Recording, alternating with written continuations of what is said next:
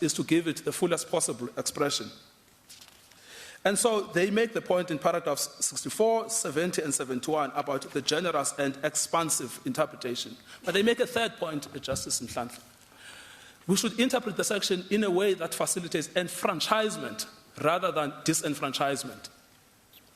People who choose in exercise of their rights under Section 19(1), people who choose not to exercise their political choices by political parties should not be disenfranchised, because the ethos of the section is towards enfranchisement.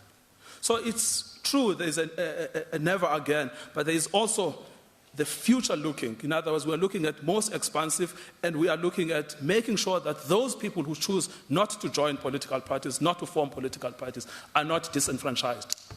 What we have at the moment is a complete exclusion of people who have made political choices not via political parties.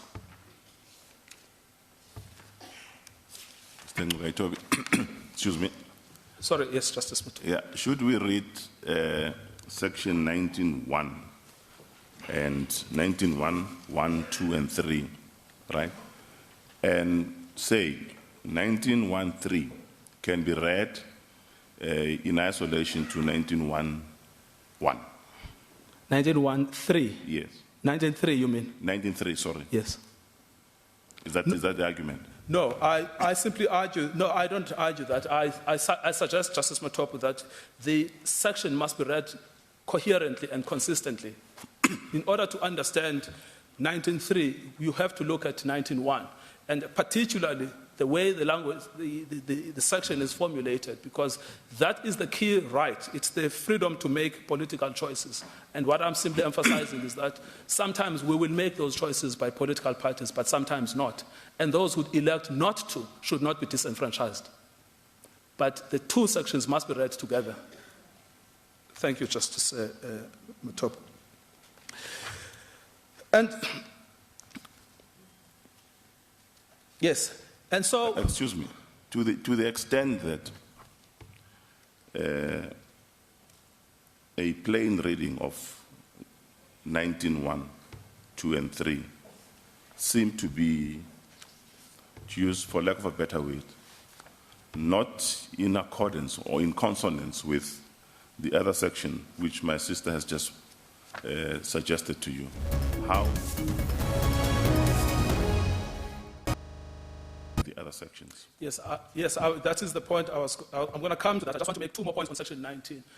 If it's clear to the court, right, where I am with the debate, which is to suggest to the court that what we are pursuing is a rights-based understanding of the freedoms that we hold as individuals, and that right is in Section 19. The only way then we can interpret the Constitution is to look at whether or not there is, in fact, a justifiable limitation. Because the only way one can infringe a right that is contained in the Bill of Rights is by Section 36. This is the jurisprudence of this court. We are told in the UDM case that you can never read the Constitution in a way that is internally inconsistent.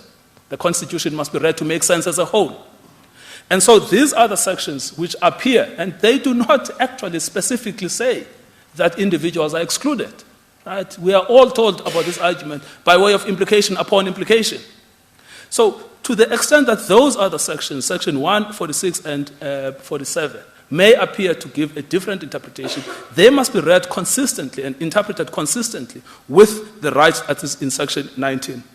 Can I complete I've shown on the text and context of Section 19 why we say that those are individual rights. What we have is the clear disjuncture between an individual-centric provision in Section 19 and a party-centric modality in Section 26 of the Electoral Act. And the choice, we say it's quite clear that you have to emphasize the individual-centric nature of Section 19. The last point to make about Section 19 is to read it together with Section 39, and the point I think Justice Madlanga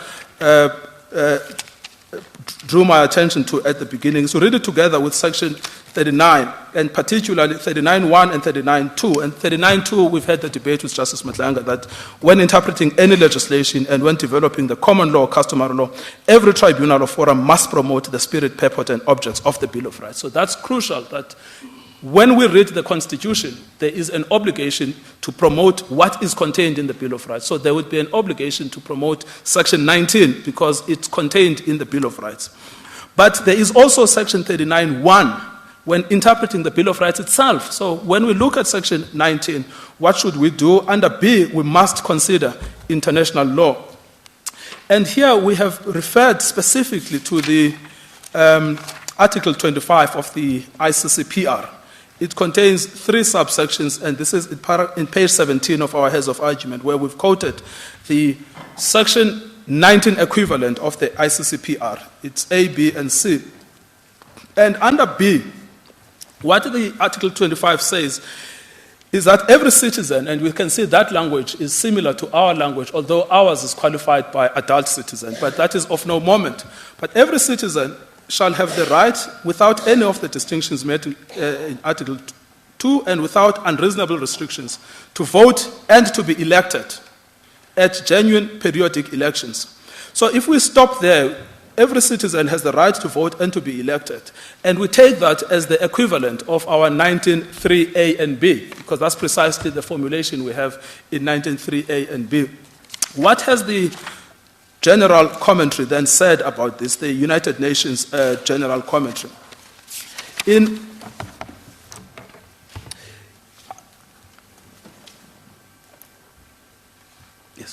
In paragraphs 16, 17, and 18 of the General Commentary, we have copies for the court, but we've also made references to the commentary in our heads of argument.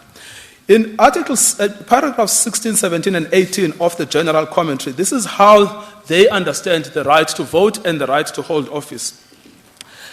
Conditions relating to nomination dates, fees, or deposits should be reasonable and not discriminatory. And then they go specifically to deal with B, which is the right to vote and to hold office.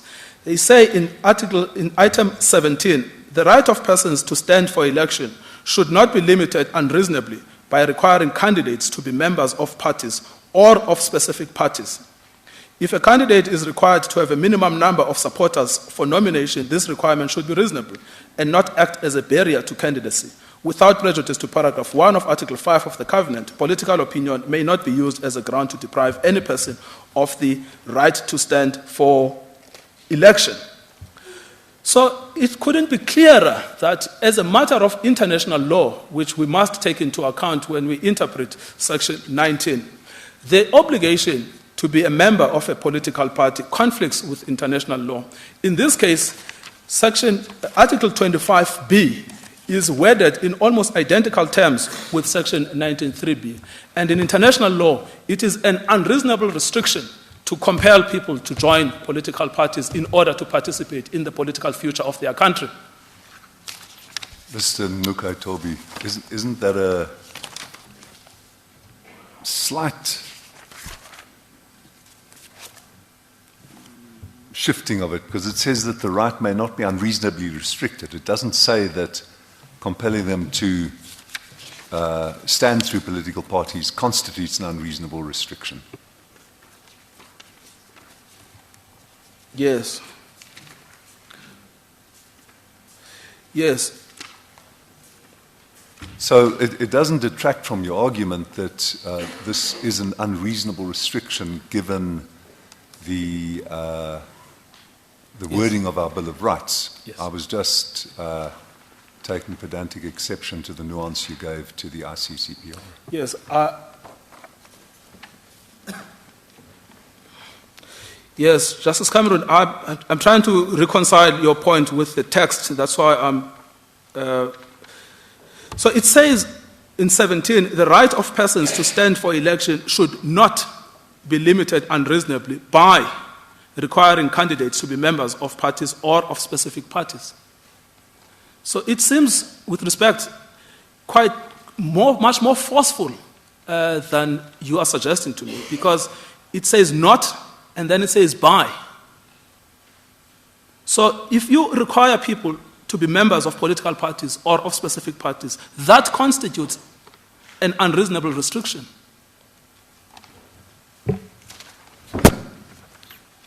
So, to summarize the point, I've shown on the text and context. Sorry, I'm Justice. sorry. I don't follow that argument.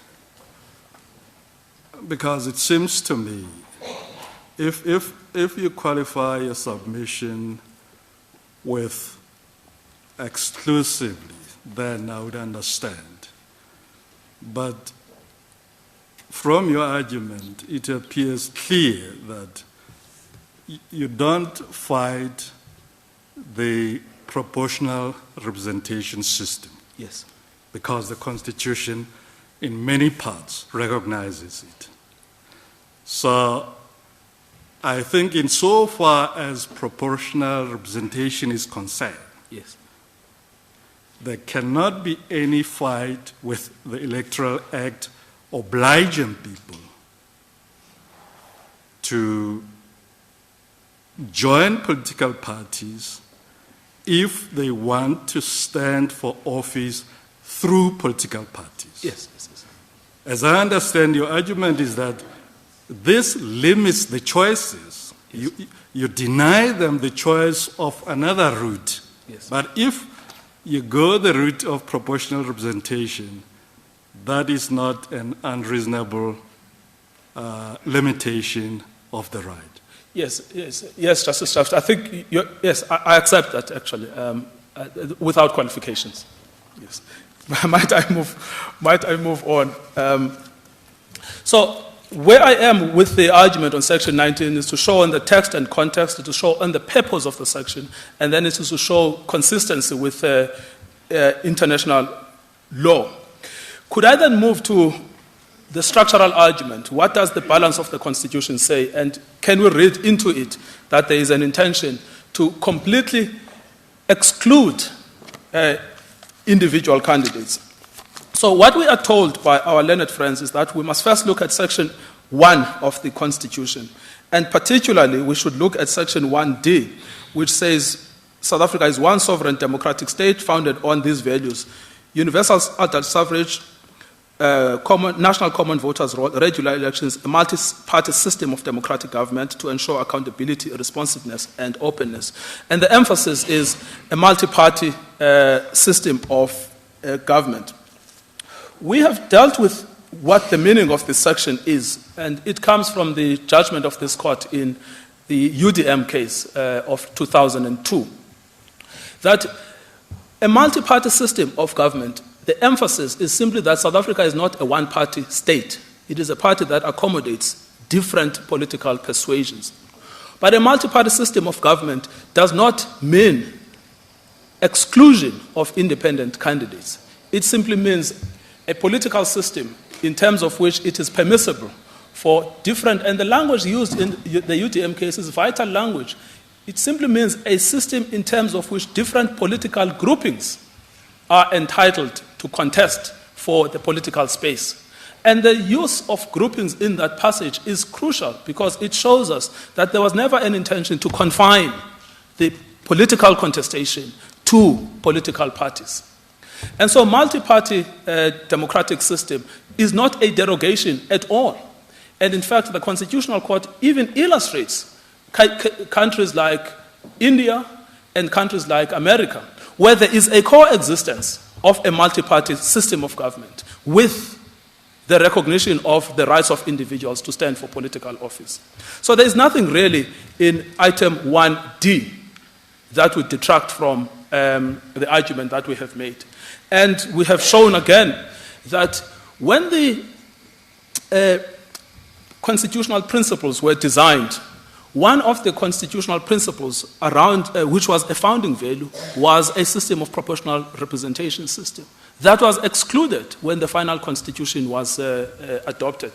And when the point arose in this case before the UDM case, in this court before in the UDM case, the point was made clear that it was deliberately intended to exclude what is called in general proportional representation system from the founding values. So proportional representation is not a founding value, and that was a deliberate political choice that it would not be made a founding value, even though in the draft constitutional principles it was highlighted as a possible founding value.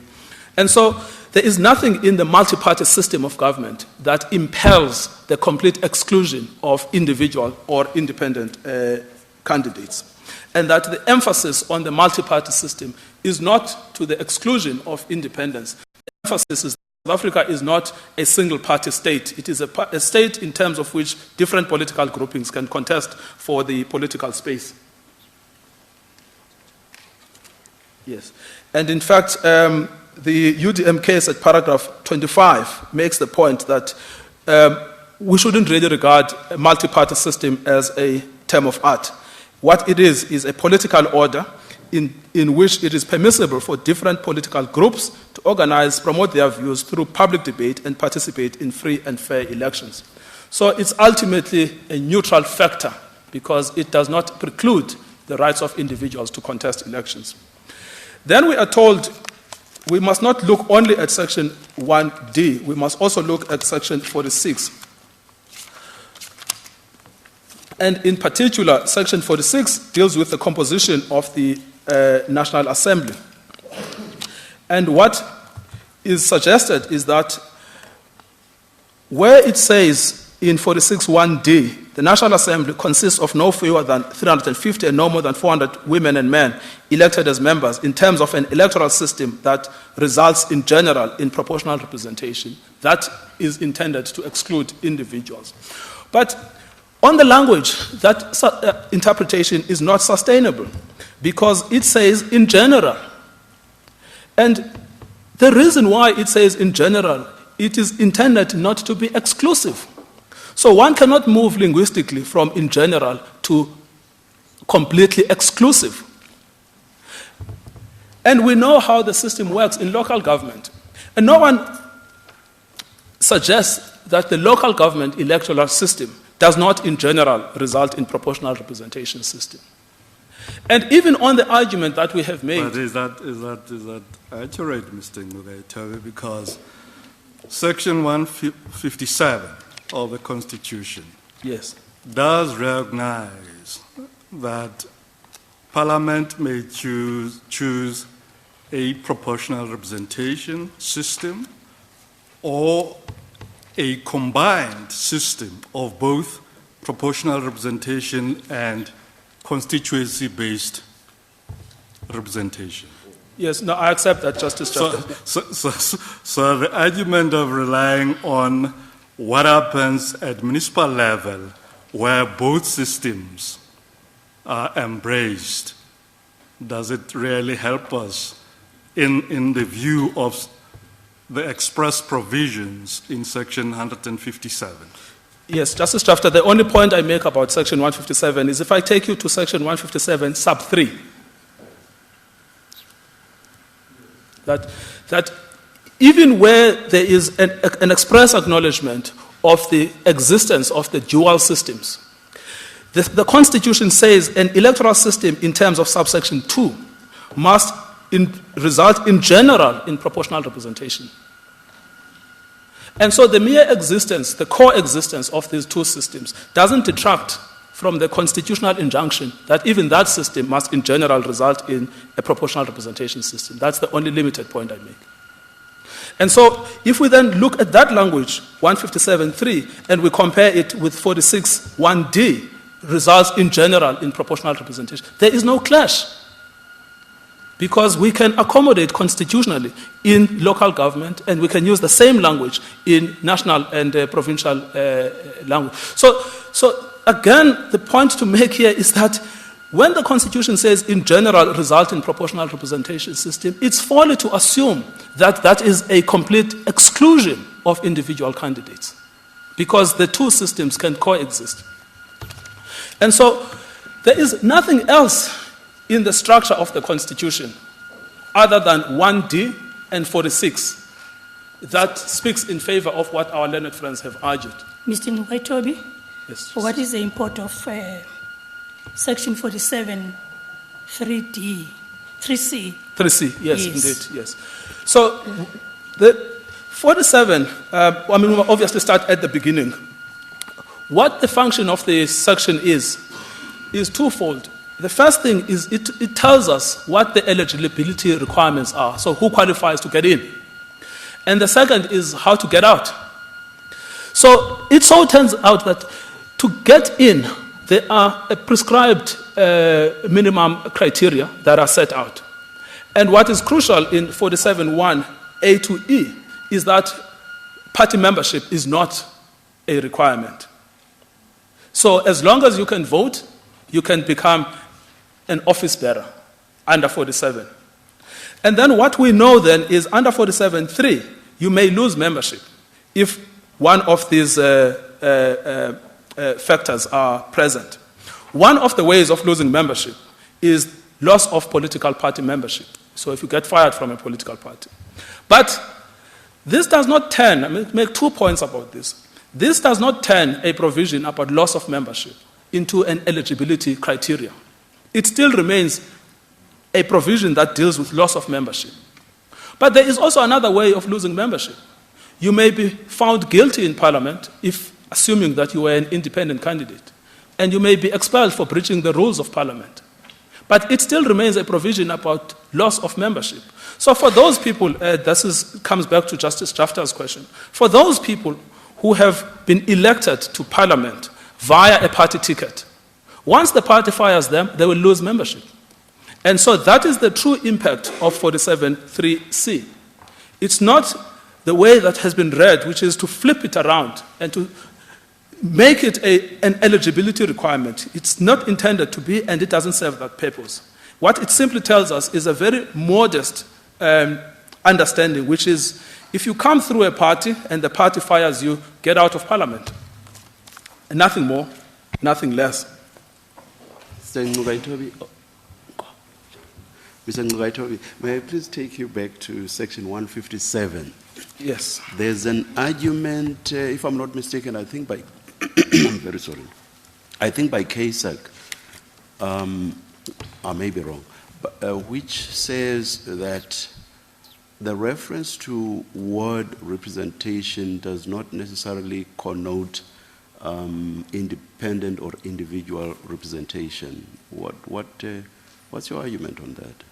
Or what are your submissions on that? Yes, it's hard to see how, because I think the key point really is to contrast ward with proportional representation. And if we contrast ward with proportional representation, it's clear that a ward system is a system that is not a proportional representation system. And so what is the other system that is not a proportional representation? So it's a system that is not based on political parties. We've called it individuals or independents.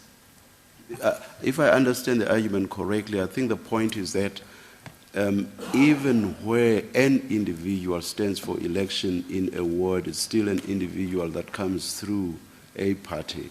I'm not saying that's correct, but I just want to... Yes, no, but that's just not correct. We know that because that's the point of the PR system. The PR system obliges you to go via a party. But a ward system does not mean you don't have to go via a party. But it does not mean that you are obliged to go via a party. I think that's the point we are trying to make there, is that it's true that the ANC or the EFF will contest wards via political parties. In fact, some of the so-called independents will be party-sponsored. But the point is that a way that is consistent with Section 19.1 is to allow those that are not party-sponsored. And those that are not party-sponsored can stand in a ward, but they can't stand in a PR, because a PR works through the mechanisms of a party. What then remains with the argument by our learned friend is the apparent conflict between my vote counts and Ramakatsa. Because paragraph 68 of the Ramakatsa has been lifted out, and it has been said that it answers the entire debate. But of course, as Mr. Badlander points out in his heads of argument, or perhaps Mr. Lutul, or perhaps both of them. I assure you, you're going to pay for that, Mr. I know. I know. I think someone is about to get a compliment on my side. But as the IEC points out, those two paragraphs almost cancel, as a matter of jurisprudence, they cancel each other out. Because if it is right that paragraph 68 means what is said by our learned friends, and it is right that what my vote counts means what we say it says, then the two will cancel themselves out. Then essentially, the slate is blank for the court to analyze the Constitution on its own and decide what the Constitution means. So nothing really turns on paragraph 68. Unless, Mr. Ngukatobi, you understand what was at issue in Ramakatsa, which was the accountability of these behemoth organizations. Yes. And that was the court's focus, and I think that was the majority judgment's focus, to subject the behemoths to constitutional scrutiny. Precisely. That was the issue in that case. And that is why it actually is not on point here, because the focus of that case was on political parties. There is a further point to be made about Ramakatsa and my vote counts. The two passages that seem to have caused this debate are perfectly reconcilable, precisely for the reason that you have suggested, Justice Cameron. The focus of Ramakatsa is party political systems. Everything that was said by Justice Jafta and Justice Museneke remains relevant, even in a system that allows independence. It remains important to hold political parties to the constitutional standard that was set in that case. So it is not as if once there is a declaration that the Electoral Act's exclusion of independent candidates, that would mean that jurisprudence is no longer good. It still remains good where there is a candidate that goes via a political party system.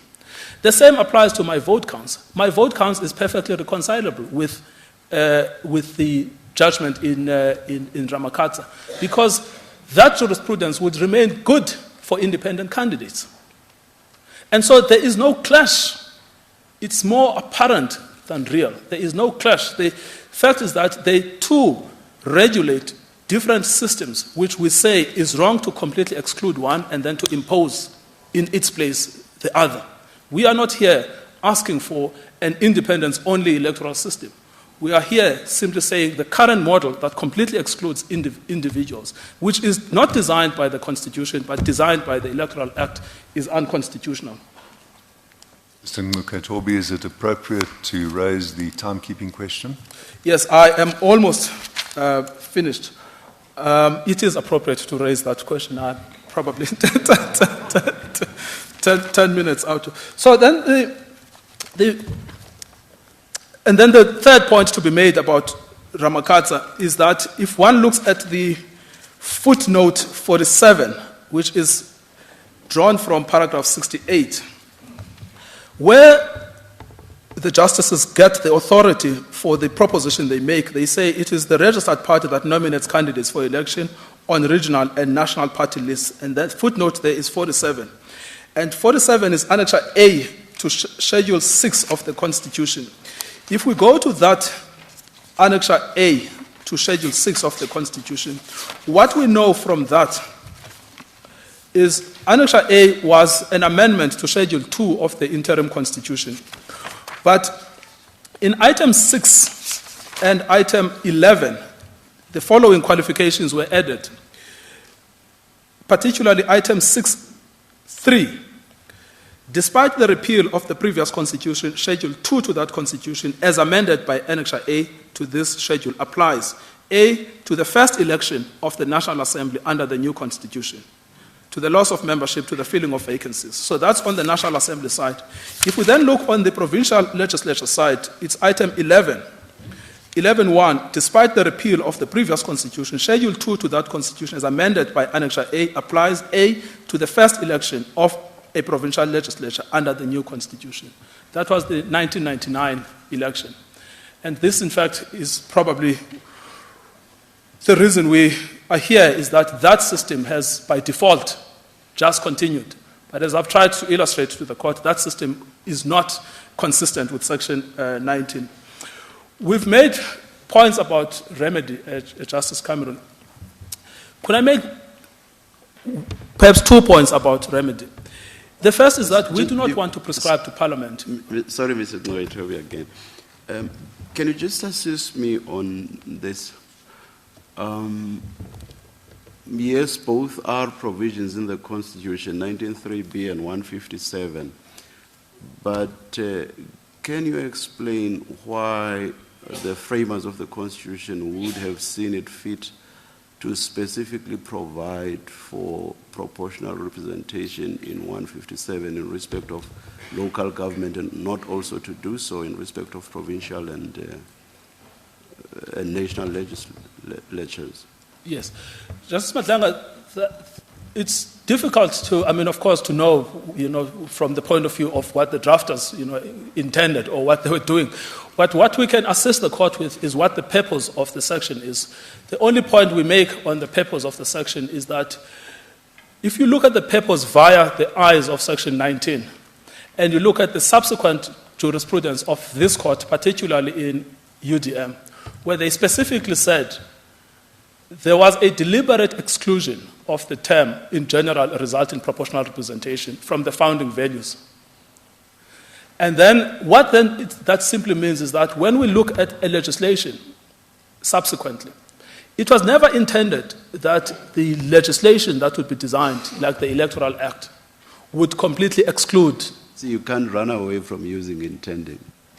Continue. Yes, no, of course. We are always creatures of this intention of the legislature. No one knows what the intention was. But so the point I make, Justice Madlanga, is that it's clearly never envisaged that the legislature, which has the obligation, because all we really are here for, is that when the legislature designed the Electoral Act, it should do so in a way that accommodates the unqualified rights of individuals that are contained in Section 19. In the one instance, which is local government instance, they have guidelines from the Constitution itself. But in the other one, which is what we are dealing with, they must design what system would accommodate individual candidates. What they cannot do is the complete exclusion. So that is the fullest extent we can take the argument, is that in the one, the Constitution has already prescribed what is called the floor. But in the other, there is a right, and that right cannot be attenuated in the way that it has been done by legislation. Is the fact that there's specific mention of proportionality in 157 not indicative of the fact that the purpose wasn't to also necessarily have proportionality under 19.3b? Because if this right is exercisable meaningfully only if there is either independent representation or a combination of the two, why has this not been specified in 19.3b as well? Yes. Well, what we know about the right is that if the intention, assuming that the purpose of Section 19 had been to limit it to political parties, it's unclear why that would not have been done, because political parties are mentioned in 19.1a. But when it comes to the identification of the rights bearers in 19.3, the rights bearers is a much more open group. It's every adult citizen. And so what I've been trying to suggest this morning is that we cannot limit that rights bearer group into political parties, because the structure of 19, each and every right there, 1, 2, 3, are individual rights. And what we've had is simply a complete shift, a complete erasure from an individual-centric provision to a party-centric legislation. And this is where the incongruency, constitutional incongruency lies. And we would simply say that insofar as the local government sphere is concerned, it is possible that at the time it was thought that it's better to give more prescriptive guidelines on local government sphere. But insofar as provincial and national, what was never envisaged was that there would be a complete exclusion of independent candidates in the light of the language of the Constitution. It would make no sense to us. Please remind me, one has read through quite a lot. I've forgotten now who makes the argument on accountability. Does the first applicant make that argument or not? We make the argument that, we make it, we make the argument about accountability. But Justice Madlanga, you will remember that we've been criticized by the IEC for being too political. because accountability apparently is political. But it's not, because accountability is a founding value of the Constitution. But I would respectfully not suggest to the court that it should go down the road of accountability in order to decide the meaning of the Constitution. Because what is clear is that a system that is completely based on parties encourages party accountability. That much is clear.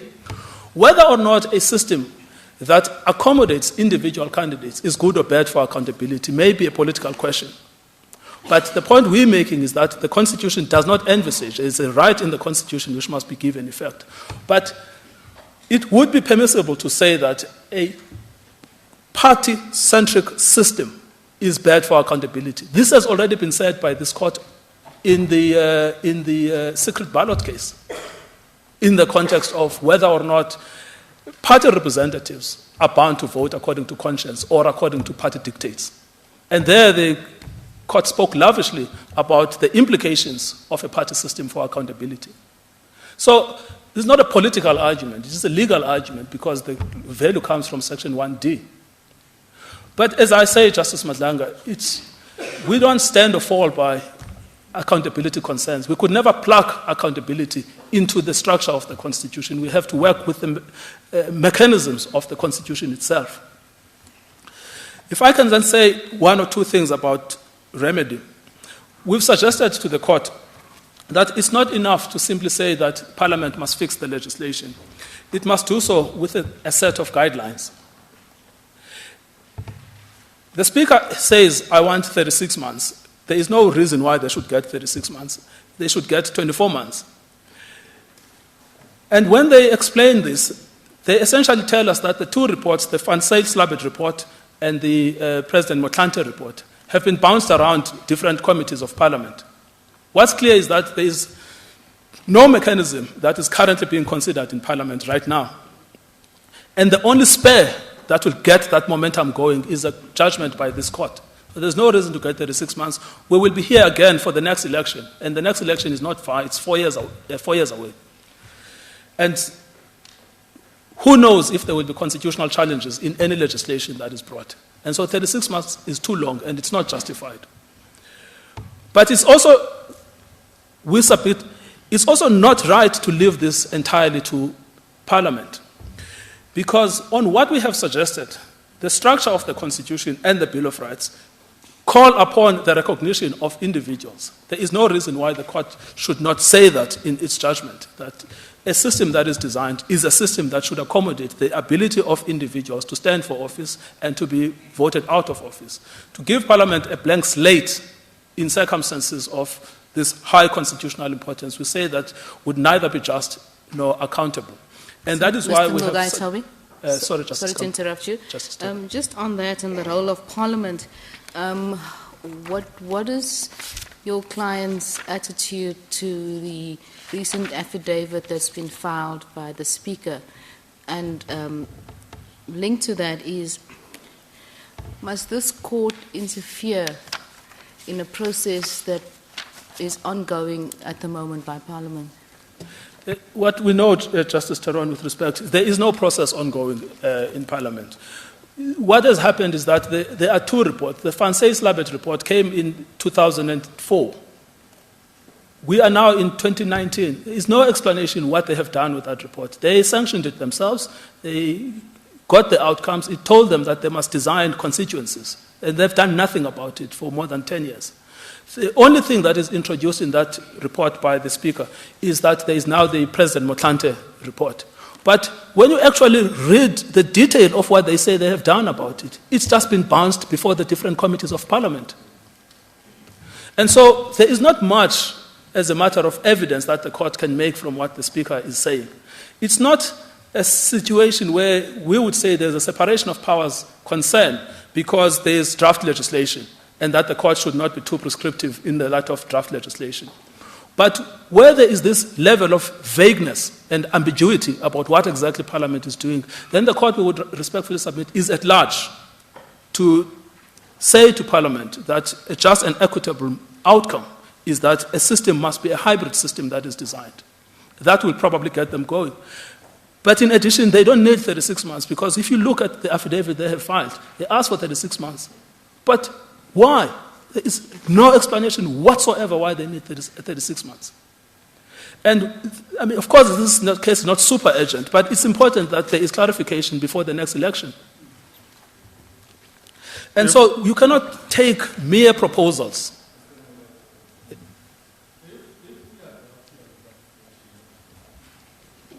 If we adopt your interpretation of Section 19, is it really necessary, or does it make any difference what we say in relation to remedy? Because if we adopt your interpretation of Section 19, yes, we're going to say the Electoral Act is deficient. Yes. It doesn't facilitate the full enjoyment of the rights in Section 19. Yes. And we would be saying to Parliament, please go remedy that. Make a system which is going to allow people to enjoy that right or those rights completely. So what is prescriptive with that? I don't follow. Well, Justice Schafter, again, you have stumped me. I have no answer to that. The only point then, I should limit my remedy argument to saying that they don't need 36 months, they don't justify it. They should get 24 months. This will be all, Justice Cameron. Thank you. I understand from my informers that this is your last sitting where I'm appearing. I just wanted to thank you for your generosity and your time and the gift that you have been to the profession. Thank you. Thank you, Mr. Toby. Mr. Nelson.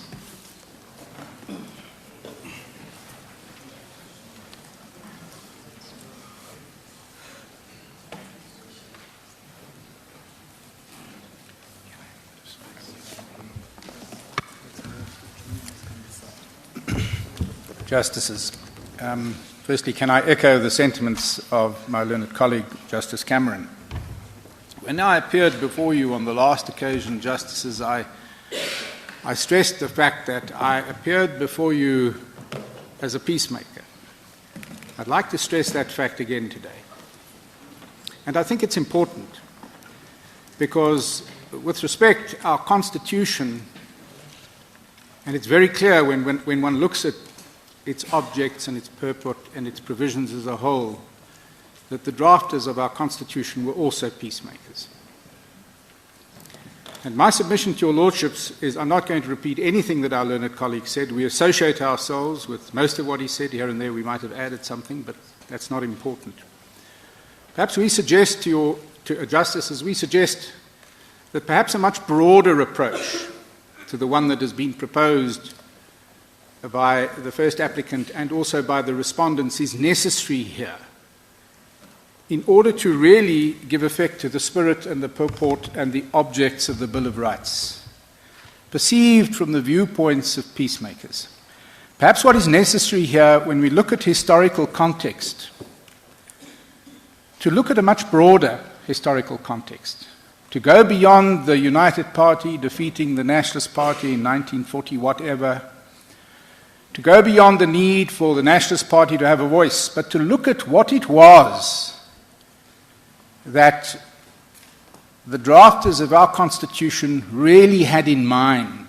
What was their intention? It is common cause before your lordships that when this Constitution was drafted, there was massive conflict in our country. Massive, potentially explosive conflict. If one looks at the Constitution in its entirety, justices, with respect, it is very clear that the drafters of this Constitution knew what the cause of that conflict was. They knew. And they made provision over and over and over to put measures in place to ensure that that conflict was not exacerbated. So what then, with respect, was the cause of the conflict, and what did they do? In their endeavors in drafting a constitution to ensure peace in our country,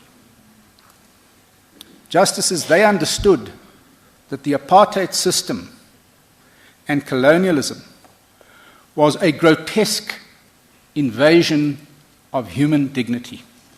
unparalleled perhaps anywhere else in the world, so it doesn't help to look at other jurisdictions, that the rights of people were grotesquely undermined, where they could stay, where they could be, where they could shop, where they could do anything, where they could live, what they could own, what they couldn't own, whether they could vote and whether they couldn't vote. All of these rights undermined in the most grotesque fashion. And they understood, justices, that conflict is caused by an invasion of human dignity. And so, with respect, the Constitution was drafted in such a manner as to do whatever was possible to prevent human dignity from being further undermined and to make the invasion of human dignity going forward as minimalistic as possible.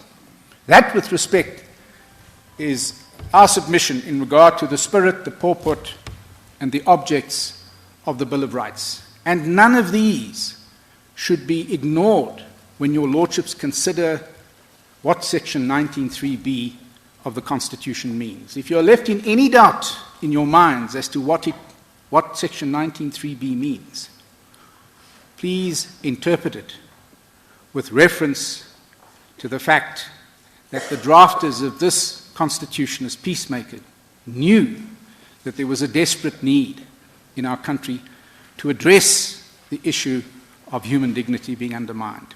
This is not something new, justices. We raised this in the court hoc quo. We raised it in our notice of appeal.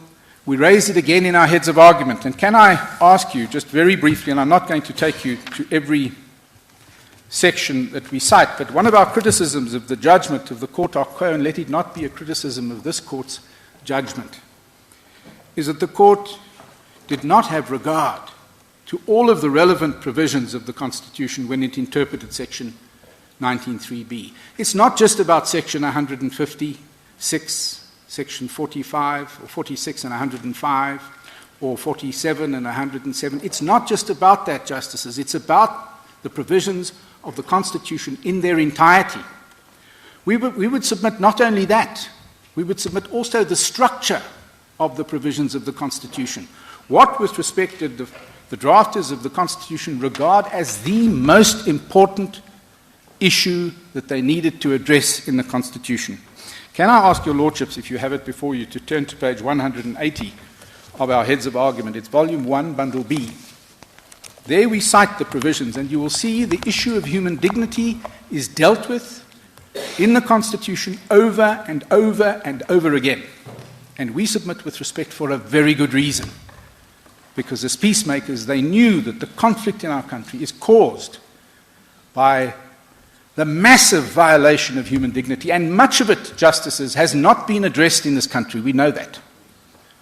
If, in interpreting Section 19.3b, you can do anything to improve the situation insofar as the violation of human dignity is concerned, then we submit with respect that that is the interpretation that you should opt for. Can I take your lordships to paragraph 79 of our heads? We refer there to Section 1. The Republic of South Africa is one sovereign democratic state founded on the following values. The first one mentioned, justices, is human dignity. Human dignity. The achievement of equality and the advancement of human rights and freedoms. We will show you, justices, that the current system on evidence before the court, unopposed, is that this has not happened. The current system, the current electoral system, has not, we submit, advanced the human dignity, the achievement of equality, and the advancement of human rights and freedoms. And that is important, crucially important in determining the way forward. So let us not, as the other parties do, start reading Section 1 with reference to the last part, but to the very first. Section 7.1, the Bill of Rights is a cornerstone of democracy in South Africa. It enshrines the rights of all people in our country and affirms democratic values of human dignity, equality, and freedom.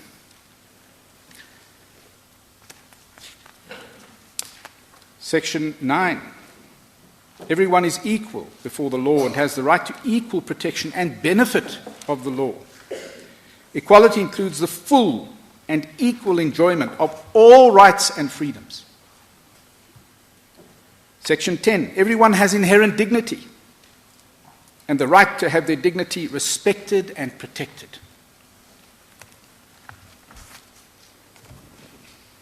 Section 36, which is the restriction limitation, also says the rights in the bill may be limited only in terms of the law of general application to the extent that the limitation is reasonable and justifiable in an open and democratic society based on human dignity, equality, and freedom, taking into account all relevant factors. Section 39, critically important, Justices, and we wonder why this has not been referred to by the respondents in this matter, the respondents. Section 39, when interpreting the Bill of Rights, a court must promote the values that underlie an open and democratic society based on human dignity, equality, and freedom. So, Justices, you can't interpret Section 19(3)(b) or 19 with reference only to that provision, or with reference to provision 105 or 46. You have to interpret it on the basis that your interpretation must promote the values that underlie an open and democratic society based on human dignity. If we do not address the remaining invasion of human dignity in this country in every way that we possibly can, and that counts for every single person in this courtroom, Justices, our conflict will never end. This country will never, with respect, be at peace with itself. I'm going to refer your Lordships, just very briefly, if I may, to, there are lots of passages in the founding affidavit of the second appellant that are relevant. She is not, Justices, just talking to you as anybody. She's talking to you as an advocate and a representative of the First Nation peoples, the Khoi and the San people. Many of their leaders are present in court today. They deem this hearing important enough to be here. We submit that the reason is contained in this affidavit. At page 43, Justices of Volume 3, current status of the First Nation peoples. Paragraph 10. Now, before that, and I'm not going to take your Lordships to that, there's about 4 pages in which the second appellant talks about herself and tells the court who she is, and you will see from that she's an expert. She knows what she's talking about. She serves on governmental bodies, the Western Cape representative of the Khoi and the San people. And she says, many of the First Nation peoples currently find themselves in dire circumstances. Our people are living in abject poverty. They are ravaged by unemployment. Drug addiction and crime is rife in most of the areas where they live, with many people being killed on a daily basis. She's honest. You know who she is. I spoke about her on the last occasion when I appeared before you. She says there are many factors that have contributed to this state of affairs, many. But she says one of them includes a lack of leadership, a loss of identity, and the trauma caused by the DOP system. I'm a farmer. I hope all of you, I'm sure you do, Justices, know what that means. It means that there are millions of children with alcohol-fetal syndrome in our country. Many people have suffered hugely because of that system. And she says in centuries of oppression during colonialism, under the apartheid regime, and since then. Now, can I just pause with what happened prior to the end of the apartheid regime? That dignity invasion of the First Nation people, once proud, it's on record, once a proud nation, the original stewards of our land, has been massive. And I'm sure, with respect, that when the drafters of our Constitution as peacemakers drafted the Constitution, inter alia to who may vote and who may stand, had the position of these people also in mind. Sorry, Mr. Nelson, can I ask you this? The facts that you've referred to are very painful, they're very moving. But can she not form a political party and address those problems at a collective level? Justice Victor, may I just finish the quote and then I'll come to dealing with that if I may, because I think that is a really important question. She says, over the years, our once proud people have become marginalized and abandoned.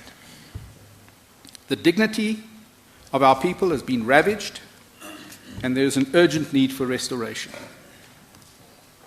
She says, under the current political dispensation, the First Nation peoples have no voice or leadership whatsoever.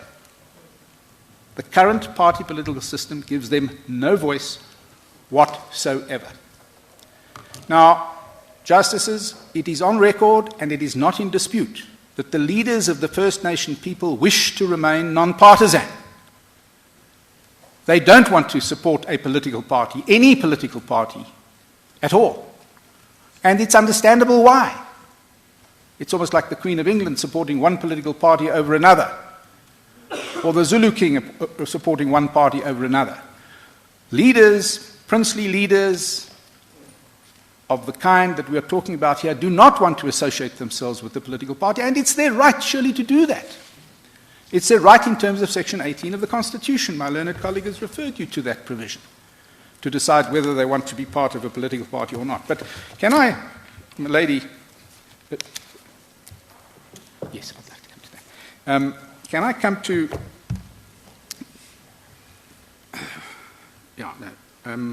I think it's common cause how bad the situation is. There was a disc that we showed to the court au quo, gave to the court au quo. I understand it's not part of your record. We will try to get it to you if you feel it's at all relevant.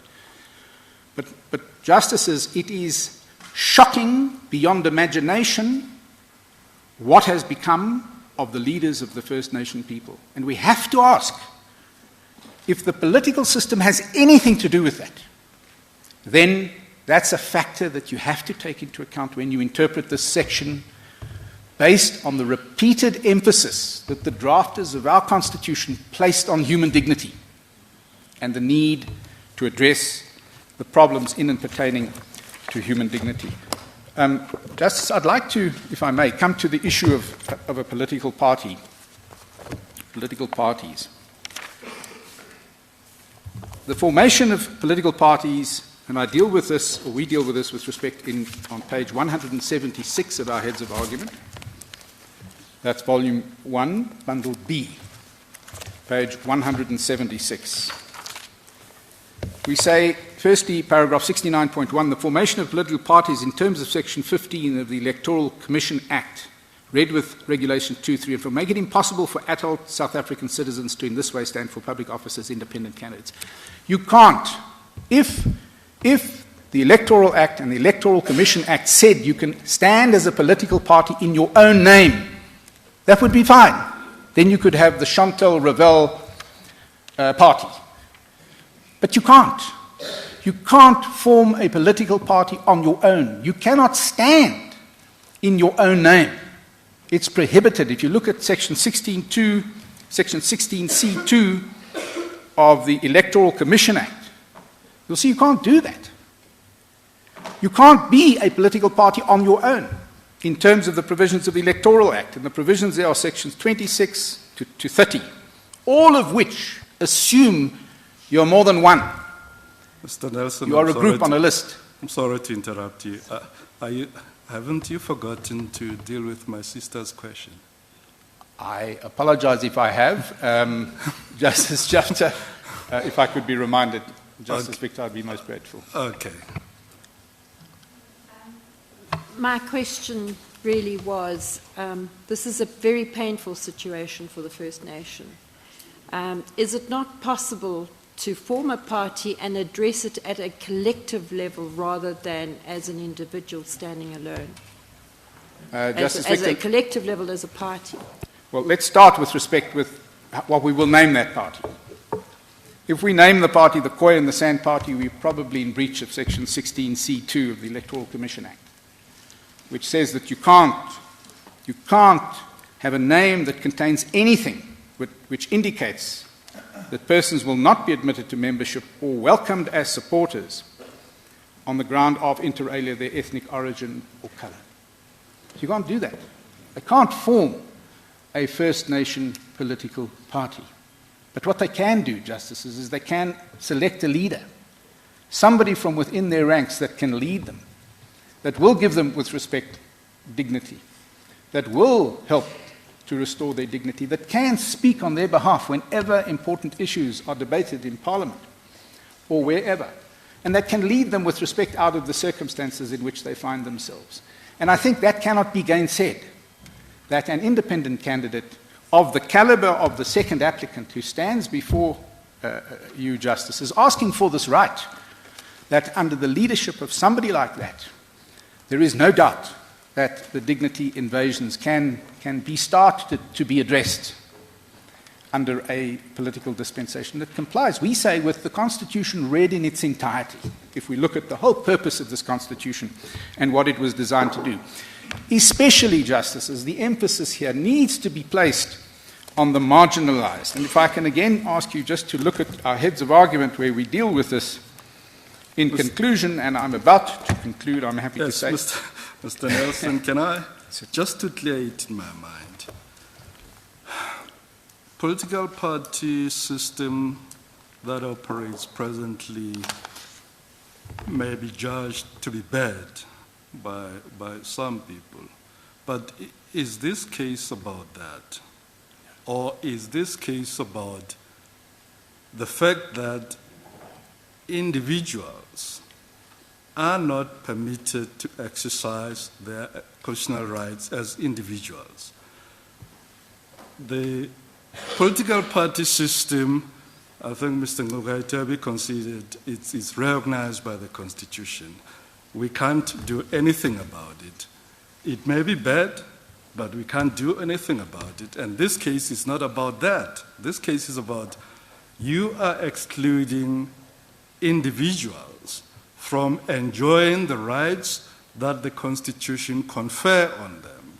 Shouldn't we confine ourselves to that? Justice Jafta, absolutely. But the first question that needs to be answered is, what is the right that the Constitution grants every adult citizen in terms of Section 19.3b? And we refer to all of this only to say to you with respect that when you interpret Section 19.3b, don't just look at 105, 46, and the few other provisions. Look at what the intention was of the drafters of the legislation in its entirety.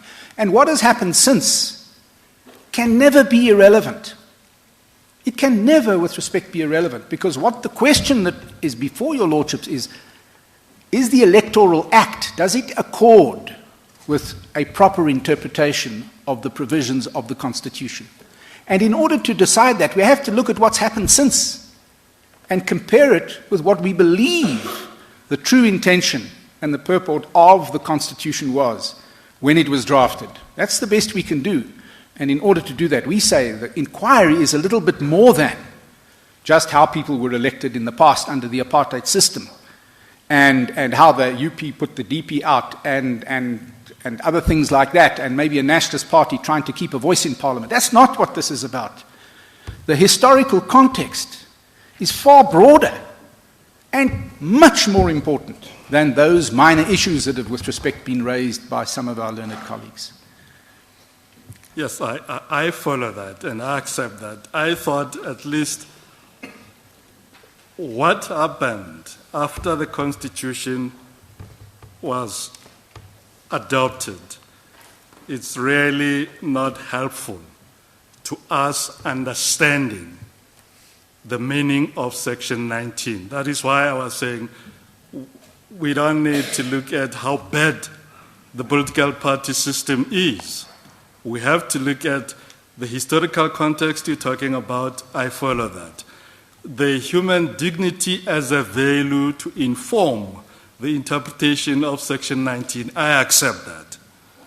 Thank you, Justice. Then I have very little to add to what I've already said, and that what has been said by my learned colleague, save, in conclusion, to refer your lordships to the case of August and another versus the Electoral Commission. It's a case that's cited on page 190 of our heads, over to 191. I'm not going to deal with the whole of it, just a relevant extract. The vote of each and every citizen, says Justice Sachs, is a badge of dignity and personhood. Now, Justices, how many South Africans didn't vote in this election? It's common knowledge. Many, many, many stayed away from the polls completely. A whole lot that registered to vote didn't go and vote. You have to ask yourself, why not? Does that not, with respect, have something to do with the failed electoral system? How many more of them wouldn't perhaps have voted if there were independent candidates whose faces they recognized and whose ideals they supported, whatever those ideals may Mr. be? Nelson, what is the relevance? Sorry, Justice Trump. What is the relevance of those submissions to the issues that we have to decide? Well, if, with respect, the vote of each and every citizen is a badge of dignity and personhood, and the system that is currently in place doesn't give a huge mass of people even the desire to vote. Don't the questions before us primarily relate to certain provisions in the Constitution, starting with Section 19? How does those submissions that you've just made help us to interpret those provisions and the context that we've been talking about this morning? Justice Trono, you're talking about the people that stayed away from the poll. Well, if exercising a right to vote is, as Justice Sachs says, a badge of dignity and personhood, the system that's currently there is such that many people didn't even want to participate in that badge of personhood. And these submissions dignity. that you're making, we can find them in the papers Yes. about the participation in the recent elections. Justice, no, because, of course, the recent elections took place after the papers were filed and after And the then matter are was you heard. allowed to make those submissions from the bar? I'm hoping Mr. I can. Nelson? If I can't, then I can't. Then you will have to ignore them. But can I proceed with a quote from Justice Sachs? He says, quite literally, it says that everybody counts. The right to vote and participate is that everybody counts. In a country of great disparities of wealth and power, it declares that whoever we are, whether rich or poor, exalted or disgraced, we all belong to the same democratic South African nation, that our destinies are intertwined in a single interactive policy. Rights may not be limited without justification, and legislation dealing with the franchise must be interpreted in favor of enfranchisement rather than disenfranchisement. This was quoted in African Christian Democratic Party, also referred to in 191 of our heads of argument, where the Constitutional Court held that these foundational values require a court of law and the Electoral Commission, when interpreting provisions in the electoral statutes, to seek to promote enfranchisement rather than disenfranchisement, and participation rather than exclusion. We say with respect that the same principles apply when interpreting Section 19(3)(b) of the Constitution. Interpret it to allow participation both by independent candidates with respect that want to stand and by people that want to vote for those independent candidates. There's only one aspect of my learned colleague's submissions that I wish to add to before closing, and that is with respect to the reference to Section 19(1)(c) of the Constitution, where reference is not only made to supporting a political party, but also gives South African citizens the right to support a cause. We submit that you can support a cause as an independent candidate.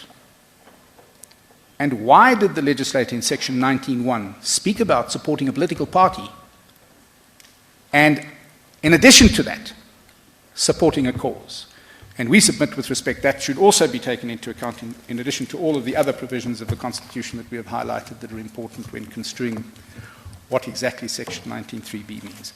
I thank you. Just one point, Justice Mr. Nelson. In paragraph 69 of your submissions, you itemize a number of problems that attach to the proportional representation system. I want to get a fuller understanding of how that itemization of problems in respect of this system assists us. Quite conceivably, some of those inhere or are inherent in the nature of that system. That's not to say that there aren't problems that one could find if one scratches one's head hard enough, that inhere in the other system, that is in the independent candidate representation system. So how exactly do these assist us? Justice Mlanga, with great respect, no system can ever be perfect. There will be shortcomings and advantages of every single system. But we say, with respect, in applying your minds to the question as to what system Section 19.3b, read with all of the other provisions of the Constitution that are relevant, what system it had in mind. We say it had in mind a system that would advance human dignity to the greatest extent possible. I'm not saying that because I'm saying it. I'm saying it because the Constitution says that when you interpret that provision, you interpret that provision, you must interpret with human dignity in mind. That I get, but point is, what should we do with these problems? Because there may well be a lot of problems with regard to the other system as well. Yes. Must we take your itemization of the problems into account at all? You need justices to do one thing and one thing only, and that is when you decide what Section 19.3b means, to have the purpose, the spirit, the purport, and the objects of the Constitution in mind. And I've done my best to persuade you what I believe those are, and I can take it no further. I'm indebted to justices. Thank you. Thank you, Mr. Nelson. The court will adjourn for 15 minutes.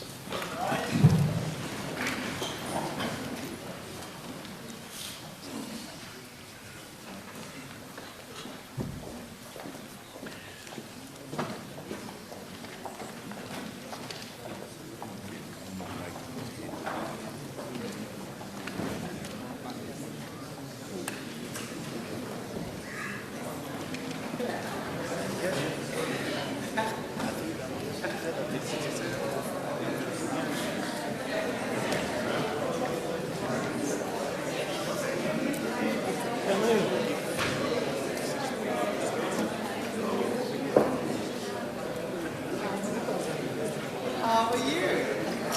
I was just raving about you earlier, saying that you're going to be here. This is my turn.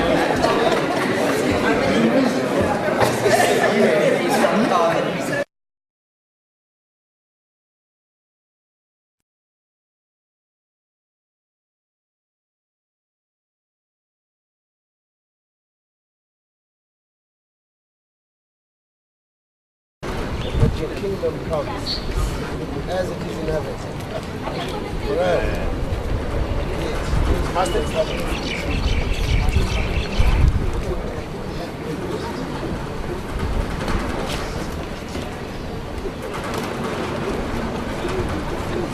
Thank you.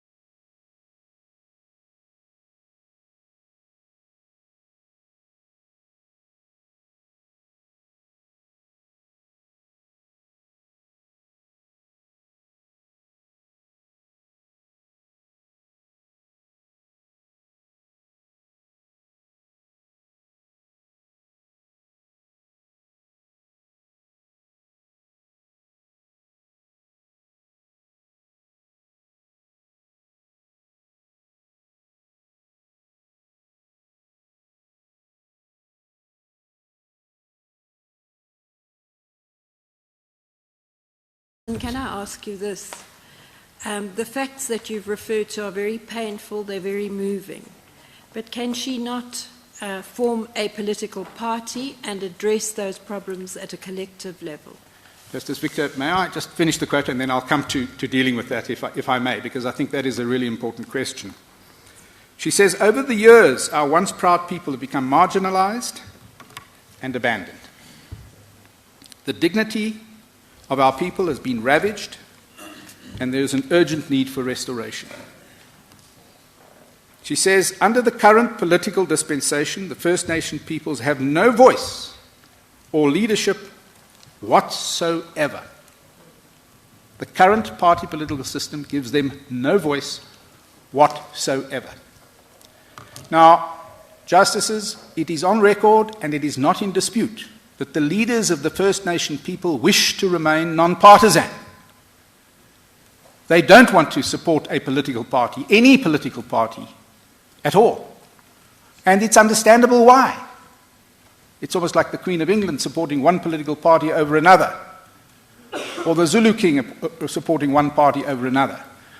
Leaders, princely leaders of the kind that we are talking about here, do not want to associate themselves with the political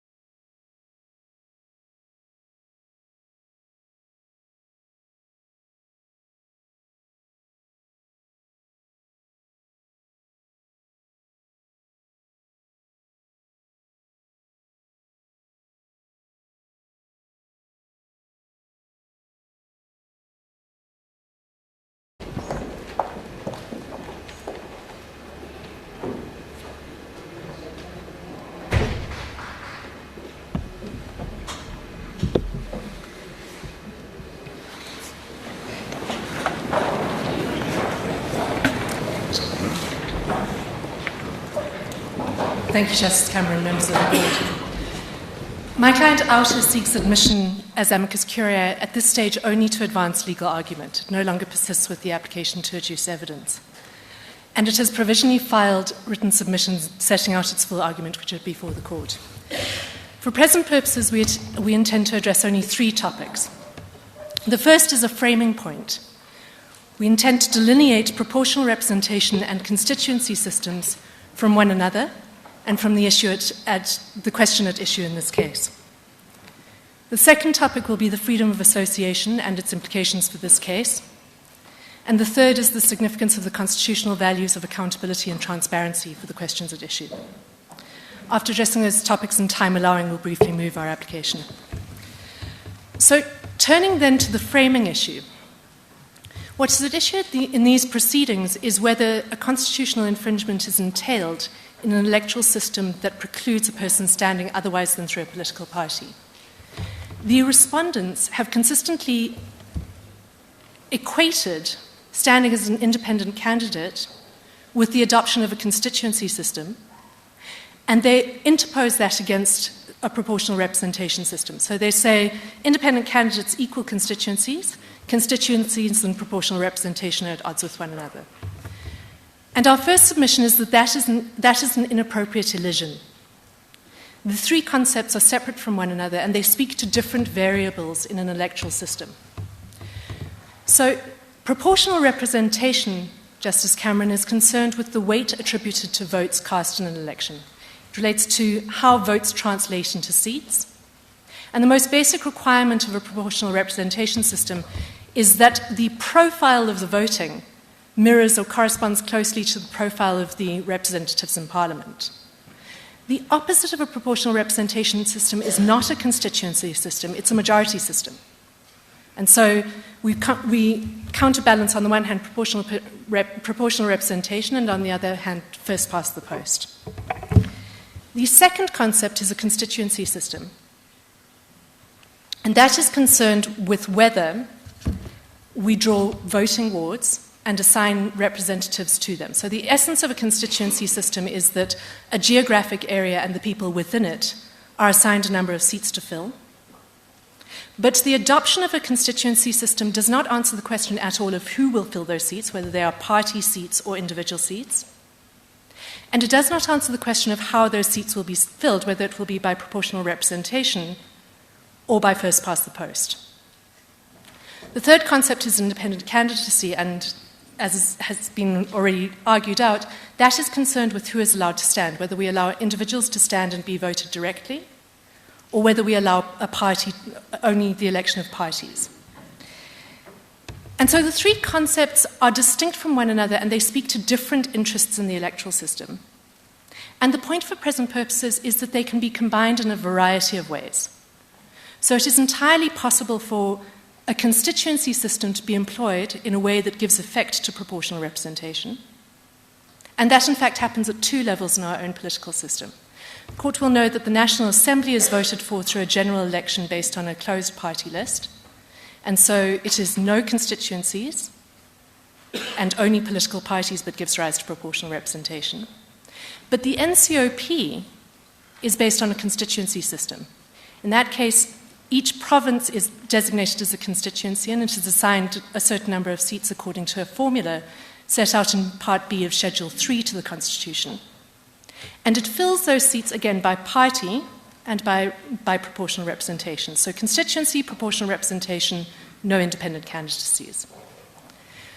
The contrast to that is the local government elections, which my learned friend Mr. Nkwaitobi has already touched on, uses a mixed member proportional representation system.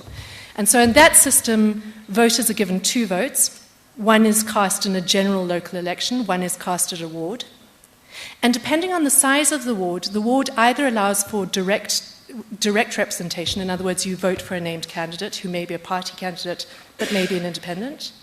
But in smaller municipalities where there are no wards, your second vote will again be cast for a party. And so the point we wish to make at the outset is that when we talk about proportional representation, when the Constitution imposes the requirement that elections at each level of government must in general give rise to proportional representation, that doesn't answer the question of independent candidacy at all. It's neutral on that factor. And we submit similarly that there is nothing that precludes the inclusion of independent candidates in our electoral system without adopting a constituency system. And the example of this is in fact derives from the Lakota Bill, which was put up in the High Court papers. I'm not sure whether the court has those papers. I think we do have them, Ms. Goodman. Thank you, Justice Cameron. There was some lack of certainty about whether they'd been correctly filed. The reference to that bill is in the High Court Record, Volume 3, at pages 162 to 189. It's Annexure B, MM2, to the Speaker's affidavit. And that... Please just give us that reference again. Is the High Court Record, Volume 3, page 162 to 189, Annexure B, MM2. And what that bill does is it proposes that independent candidates would register as such in a similar way that parties register, and that they would then be added onto the national ballot list, and they would stand against parties. You could, as a voter, go and cast a vote for a party, or you could choose an individual. And if a particular individual passed the threshold for acquiring a seat, in the same way that a party must pass the threshold, then it would get a seat as an independent. So the examples before this court show that there is the possibility of a proportional representation system that permits of independent candidates, but does not have resort to constituencies. Now, the point for the present purposes is that because there are many ways that these inputs can be put together, these variables can be stacked up, it is clearly a political choice as to how those variables are agglomerated and the electoral system ultimately adopted. But that choice is constrained by what the Constitution requires of the legislature when it adopts an electoral system. And we know that those constraints do exist. One of them is that elections at all levels must result in proportional representation. Another is the constraint in Section 157(2) that the system must not just be one of proportional representation, but based on election of members from lists of party candidates drawn up in a party's order of preference. So in other words, what's happening in 157 is it's saying it must be proportional representation, it must be a closed party list system, and under C it gives the additional option of allowing wards in addition to that party list system. So Justice Mhlanga, to pick up a point that you raised with my learned friend, what 157 does is it limits the extreme discretion that is afforded in the legislature in relation to national and provincial elections to a party list system. But it is the only place in which the Constitution does so. And we say it means that is the only place in which it is conceivable that it would be permissible for independent candidates to be excluded altogether. We submit, and we align ourselves with the applicants in this regard, that a further constraint on the legislature's power to adopt an electoral system is the requirement that they give effect to individual rights to stand for office free of political parties. And that takes me to my second topic. My learned friends for the applicants have already addressed Section 19.1 and 19.3 and explained why they militate in favour of allowing independents to stand. We would add to that consideration Section 18, which is the freedom of association right. We submit that implicit in that right is the right not only to pick an association, but the right also not to associate at all. As Mr. Nkwaitobi has argued, a freedom must include the freedom both to do and the freedom not to do. A requirement that a person belong to a particular association, we submit, would be a clear violation of the freedom of association right because it would replace the choice with a compulsion. But we submit by the same token a requirement that a person belong to a political party in order to realize their political rights and goals is similarly a limitation of that right. It compels a person to choose either to associate with a political party or to forgo their political career and public office altogether. That we submit as a clear limitation of the right. And that, Justice Cameron, is precisely what the African Court of Human Rights has found in the Tanganyika Law Society, cited in both ARC heads and CASAX heads. At paragraphs 113 to 114 of the judgment, The African court found that the right to freedom of association implies the freedom to associate and the freedom not to associate. And then it went on to find that requiring individuals to belong to and to be sponsored by a political party in seeking election in the presidential, parliamentary, and local government posts violates the right of freedom to association because individuals are compelled to join or form an association before seeking these elective positions. So the African court's jurisprudence is clear. A requirement that you run for office through a political party is not just a violation of the 1913 right, the right to hold office, but also a violation of the association right. And unlike CASAC, we read the international case law broadly to support this principle across all but one of the cases that they cite. The 4 cases that CASAC cites that deal with the role of political parties in elections directly are the Sacramento cases at paragraph 34 of their heads, the Yatama and Castaneda-Gutman cases at paragraph 37, and the Argentine ruling. And in all but the Sacramento case, those 3 rulings all endorsed the general comment that Mr. Nkhaitobi read to the court and argued in his case, dealing with the general right of association and freedom of political office. And in all of those cases, they find that a requirement... I'm sorry, Mr. Yes. Goodman, I'm not even sure whether your protection time is up, brother presiding.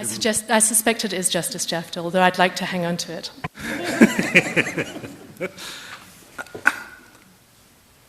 Could I get clarity on one issue, though? Is reliance on Section 18, reliance on that section as a cause of action for impugning the Electoral Act as a self-standing ground, or is that reliance made to bolster the argument based on the Section 19 cause of action? Justice Jafta, we submit it would be a self-standing cause of action. It's pleaded as such in the founding affidavit before this court. The reference is page 17, paragraph 21.14 of the founding affidavit in application for leave to appeal. And we submit that regardless of, even if one read 19.3b out of the Constitution, Section 18 would be a self-standing ground. And that is because regardless of whether or not I have a right to stand office, once there is a path that allows me to run for political office, for public office, a requirement that I associate with myself with others before I can do so is a compelled association, and therefore a limitation of the right. How would that square up with the requirement for PR representation? We submit, Justice Jafta, that the two look at different issues. So we submit that because proportional representation looks at the weight to be attached to votes, and because proportional representation can be achieved through a party system, through a constituency system, it can also be achieved through a system that allows independents to stand. So, for example, if we were to go back to the Lakota Bill, and in the world in which the independent candidates stand alongside parties, the equation would be, in order to procure a seat in Parliament, one would need to get 0.25% of the vote on the Speaker's affidavit. She says that is the threshold you must cross in order to get a seat. If an independent candidate got that standing in his or her own name, then he or she would get a seat, and all of the other seats would be divided among the parties according to the ordinary formula. But the resulting National Assembly would still have been voted in by a system of proportional representation because it would reflect the actual number of votes cast for each person or party, and not a system of majority rules.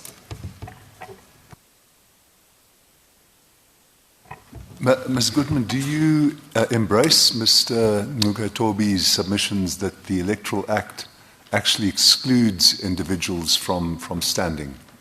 Justice Cameron, we do. As the Act stands at the moment, it is and I think this is common cause among all of the parties. The IEC's position is that it could not facilitate the standing of independents at the moment because 57A read with Schedule 1A of the Electoral Act don't permit them to stand. If I could pick up then, I was dealing with the foreign case law, and other than, and what I want to... Then, sorry, just to, in association with that an individual cannot be a party or form a party on her own. It is a point that I was going to come to in the limitation of the right, so let me go directly there and I'll return to the international case law. The Minister of Home Affairs, as we understand it, puts up the possibility of an individual forming a party as part of the limitation analysis. They say, assuming that there is a limitation of the right, that is met by the low threshold to establishing a party.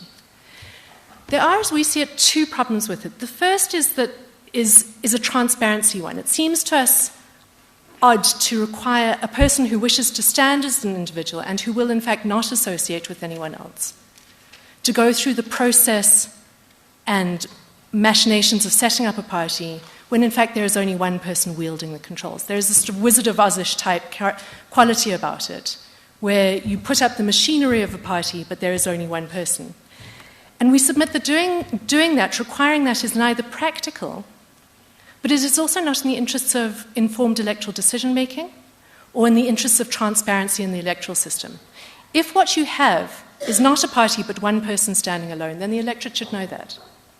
So there seems to us a conceptual oddity about the point, but the position under the Electoral Commission Act is that Section 15 of the Electoral Commission Act, read with Regulation 3 of the Party Registration Regulations, creates as the minimum threshold to creating a party that the party put together a constitution and that it procure the signature of 500 registered voters to support the party's founding. And so whether we regard this as a very low threshold or as an onerous one, the fact of the matter remains that I cannot, without associating myself with others, form a political party at all. And we would add to that the fact that there is something qualitatively different, we submit, both for an individual standing, but also for the electorate, in voting for an individual versus a party. What the party offers is its constitution, its mandate, its history, its continuity. What an individual offers is something different. They offer their particular interests, as in the second applicant. They offer themselves as a person of particular integrity. They're asked to be a repository of the electorate's trust directly. And the difference between them can be seen most clearly when we think of a person who is removed from office. If a person becomes unfit to stand and they are a party candidate, the party will immediately refill the seat. If the person is an independent candidate and they become unfit to hold office, that seat will be vacant, and the electoral system will then decide whether it is filled or whether it remains vacant for the remainder of the term. Our point for present purposes is that from an association point of view, the use of a political party inherently involves an association, and it is a very poor proxy, if a proxy at all, for independent candidacy. Before I leave the freedom of association... I'm sorry to interrupt. I just want to get clarity. As I understand it, and tell me if I'm wrong, is the premise of the limitation argument, either in terms of sections 18 or 19, is that Section 1D, when it refers to multi-party democracy, doesn't necessarily mean multi-party democracy, but also multi-party and individual democracy. Now, we've heard the argument on that, but if that argument is rejected, then the rights in Section 18 and 19 need to be interpreted in the context of the fundamental value set out in Section 1. And then it seems to me there isn't any limitation. Am I correct? Justice Frenneman, that would be correct. So the position between us and the applicants is that multi-party democracy means that as a minimum threshold there must be parties involved, but that it is not an exclusionary requirement. But if we are wrong on that, no, then I it's true. understand the argument. I just will wanted to know, for my own mind, whether if you're not correct in that, then the rest of your argument goes by the way. Yes, if we are not correct in that and multi-party means only party, then that will inform how both Section 19 and 18 are interpreted. Before I move from the freedom of association right, I wish to draw the Court's attention particularly to two cases which CASAC relies on. The one is the Castaneda-Gutmann case.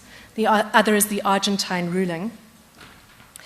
Both of those cases concerned a rule that allowed independent candidates to stand for election as president or deputy president in Chile and in Mexico and Argentina, respectively, only if they acquired the sponsorship of a political party. And in both of those cases, the forum at issue upheld the rule, but the ground on which they did so was important. Both of them noted that sponsorship was possible without requiring that the person still first joined the party. In other words, the systems at issue there said you can be an independent, you don't have to be a member of a party, but to procure your nomination, you must be able to round up enough support from a party to procure nomination into the elections. And that was a key factor in both tribunals' rulings. They said if it was a requirement to join the party, that would be a serious limitation of the right. What we're looking at in this case is a threshold requirement. So tell me, in substance, what's the difference really? Because there's still that association with a party, and without it, you are stone dead. So, Madlanga, the difference we would say is that one requires you to actively join and associate yourself with a political party. So a rule that says I must join a political party in order to stand says I must join the political party, I must hold true to its values, I must participate in its structures, I must climb my way up its list. In contrast to that, the rule at issue here said you must procure support for your nomination from a political party. So you can be outside of the party, but you must get sign-on or support from enough members of a party. So even though you are totally opposed as an individual to the values of all the existing parties, you are forced to go to them cap in hand and still pretend to be happy with what they are doing so as to get their endorsement. Just, Ms. Madlang, can I say... Still, I guess the point I'm making is I still don't get the difference in Justice substance. Madlang, we would concede that both of them are a limitation of the association right. So both of them entail that I, as an independent candidate, must align myself with a party to some degree. But the courts in those cases said a requirement that I join the party in order to run for office is a very serious curtailment. And a requirement that I merely secure their support, whilst it may be difficult and entail a limitation, is a less serious one. Ms. Goodman, with self-professed reluctance, I must point to the clock. Thank you, Justice Cameron. I am on our last topic, which is that of accountability. And our point here is a very brief one. We say that accountability is a founding value of the Constitution. It is given effect to in various provisions that we trace in paragraph 15 of our heads, and it therefore must inform the manner in which the constitutional rights at issue in these proceedings are interpreted. Our submission is that as a matter of logic, a person who is directly elected by the electorate is more accountable to the electorate than someone who is elected through a party system. And we say the reason for that is that accountability is about the constraint placed on a person's behavior by the person or body to which they report. And the person or body to which they report is ultimately the person or body that can sanction them for misconduct. In the case of a party candidate, the person owes their fealty and will be disciplined and sanctioned by the party. And this court has recognized as much in both the UDM cases. We outline the relevant paragraphs in footnote 24 of our heads. In terms of what we see out there, would you say there's more accountability in municipalities where there's the possibility of independent candidacy? Justice Madlanga, I don't think we can comment on it either way. I note that CASAC puts up survey evidence to this effect. It's not properly adduced, and we haven't been able to interrogate it in any detail. I think that the court has to decide the question at the level of principle. And the principle there is simply, where you are directly elected as an independent candidate, you answer to the people who elected you. And if you go astray, you are far more likely to be removed than someone who is put in by a party and where the party stands between the person and the electorate's dissatisfaction. To what extent in the South African context is the reality of what's out there relevant? And the reality I have in mind is that even at local government level, parties still dominate the scene. And they would still be in a position to wield the exact same power that you say is deleterious to accountability. Justice Madlanga, in some ways... So, short point, to what extent is the relevance of what's out there relevant to what we have to determine? Ms. Madlanga, we say it is impossible to determine the question before this court with relevance to what is happening on the ground, simply because, as matters stand, there isn't an independent candidacy. There is not a pure independent candidacy system in play, and we therefore can't crystal ball gaze and determine what it would look like. Moreover, we align with Mr. Nkwaitobi in this regard. Ultimately, the question before the court is one of principle. Is there a rights violation? Is it justified?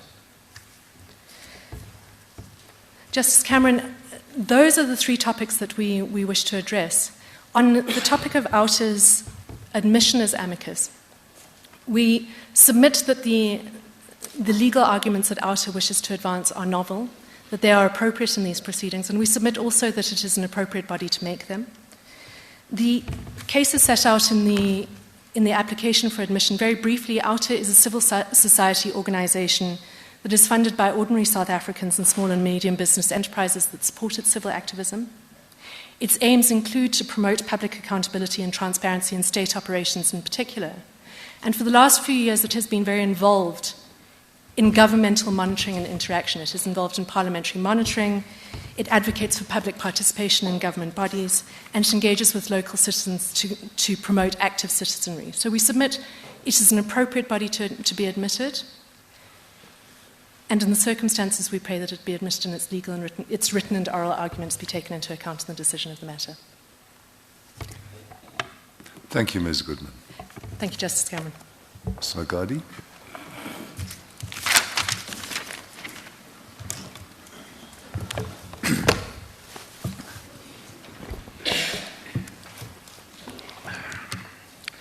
Justice Cameron and Justices, I intend to focus on three topics. The first is the issue of accountability and the electoral system. The second is the question of the responsibility of Parliament in relation to the electoral reform issues which we say are pending before it. And the third is the approach of the regional and international human rights tribunals on the recognition of a right to stand for election as an independent candidate.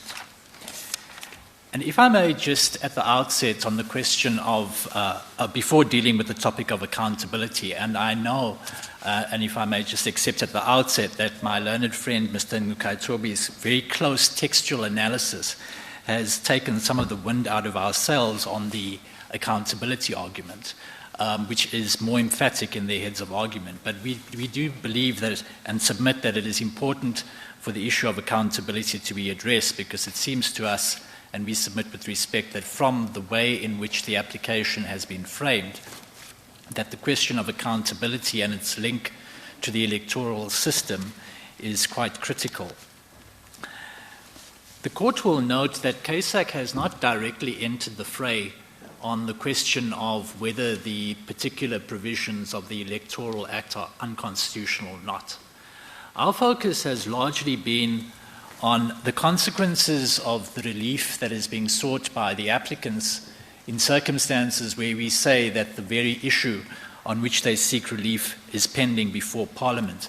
And I will come to the question that the concern that was raised by the applicants, that in fact nothing is pending before Parliament, and I will address that at the end. And so we would submit with respect that the question of the consequences that would follow from the declaration of invalidity that is sought by the applicant are extensive and they are far-reaching.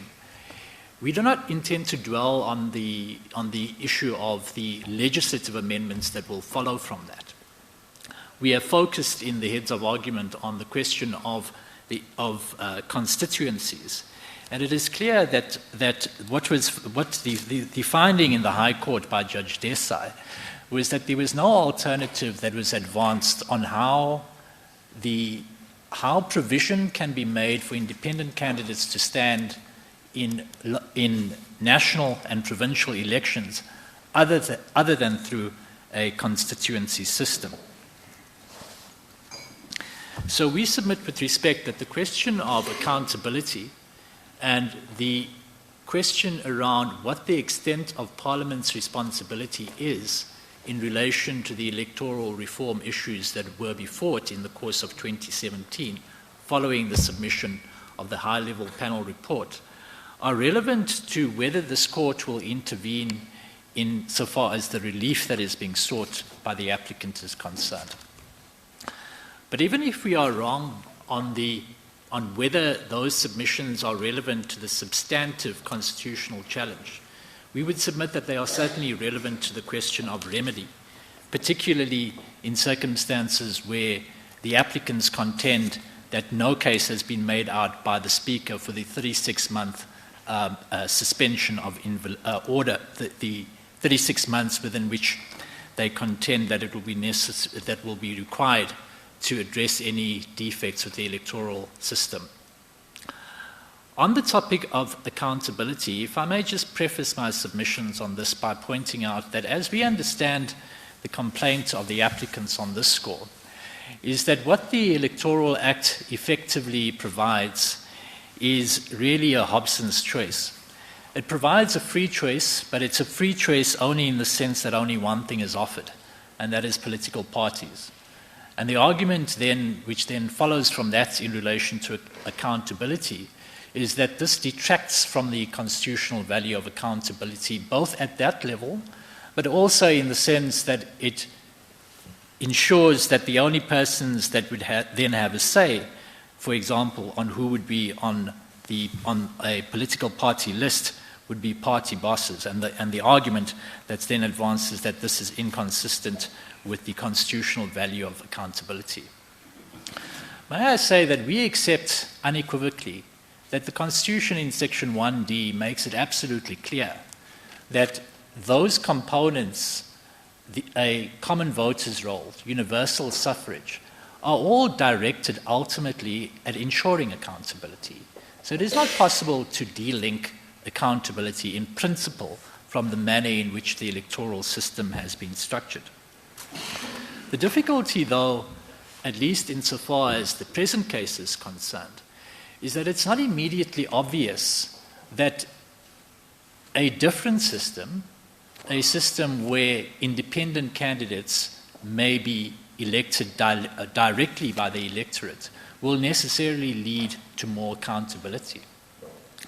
The first point we make around this is an observation that was made by this court in UDM, which pointed out the fact that political representatives may act inconsistently with their mandates is a risk in all electoral systems. And if I recall, there was some of the debate between our learned friends on the court on this issue as well, that no electoral system can ultimately ensure that persons that are elected will fulfill all the requirements of the voters.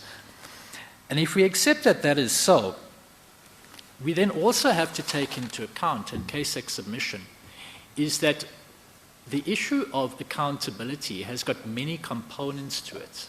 And the key submission that we make is that it is precisely because it has many components to it that it is essential that Parliament and the public have a say in what that scheme would look like.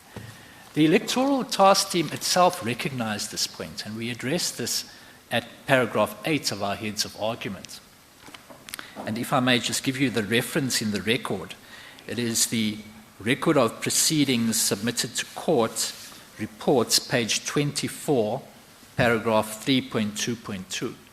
This is the report of the electoral task team. What was stated there was that no electoral system can compel an elected representative to behave democratically, take care of a constituency or party responsibilities.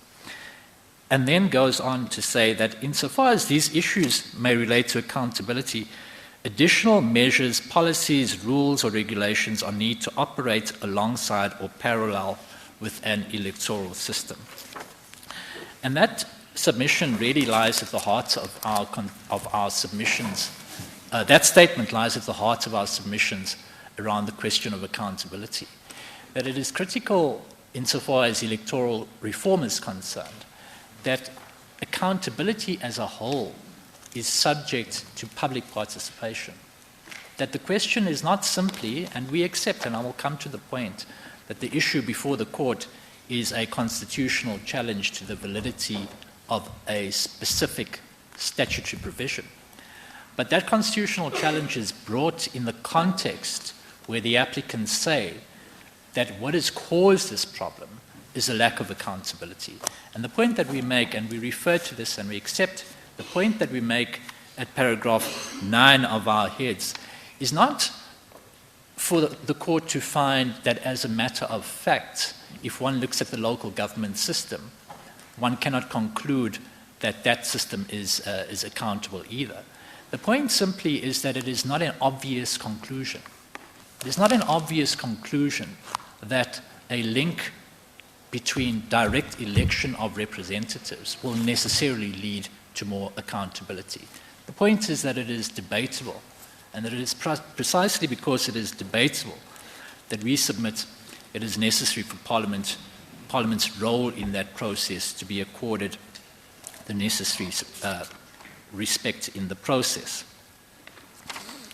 We've also emphasized, and our learned friends for the respondents will deal with this in more detail, the context to this, that it's important to bear in mind the context within which the system was developed. But I won't address that topic in a lot of detail because it's also been dealt with by the respondents.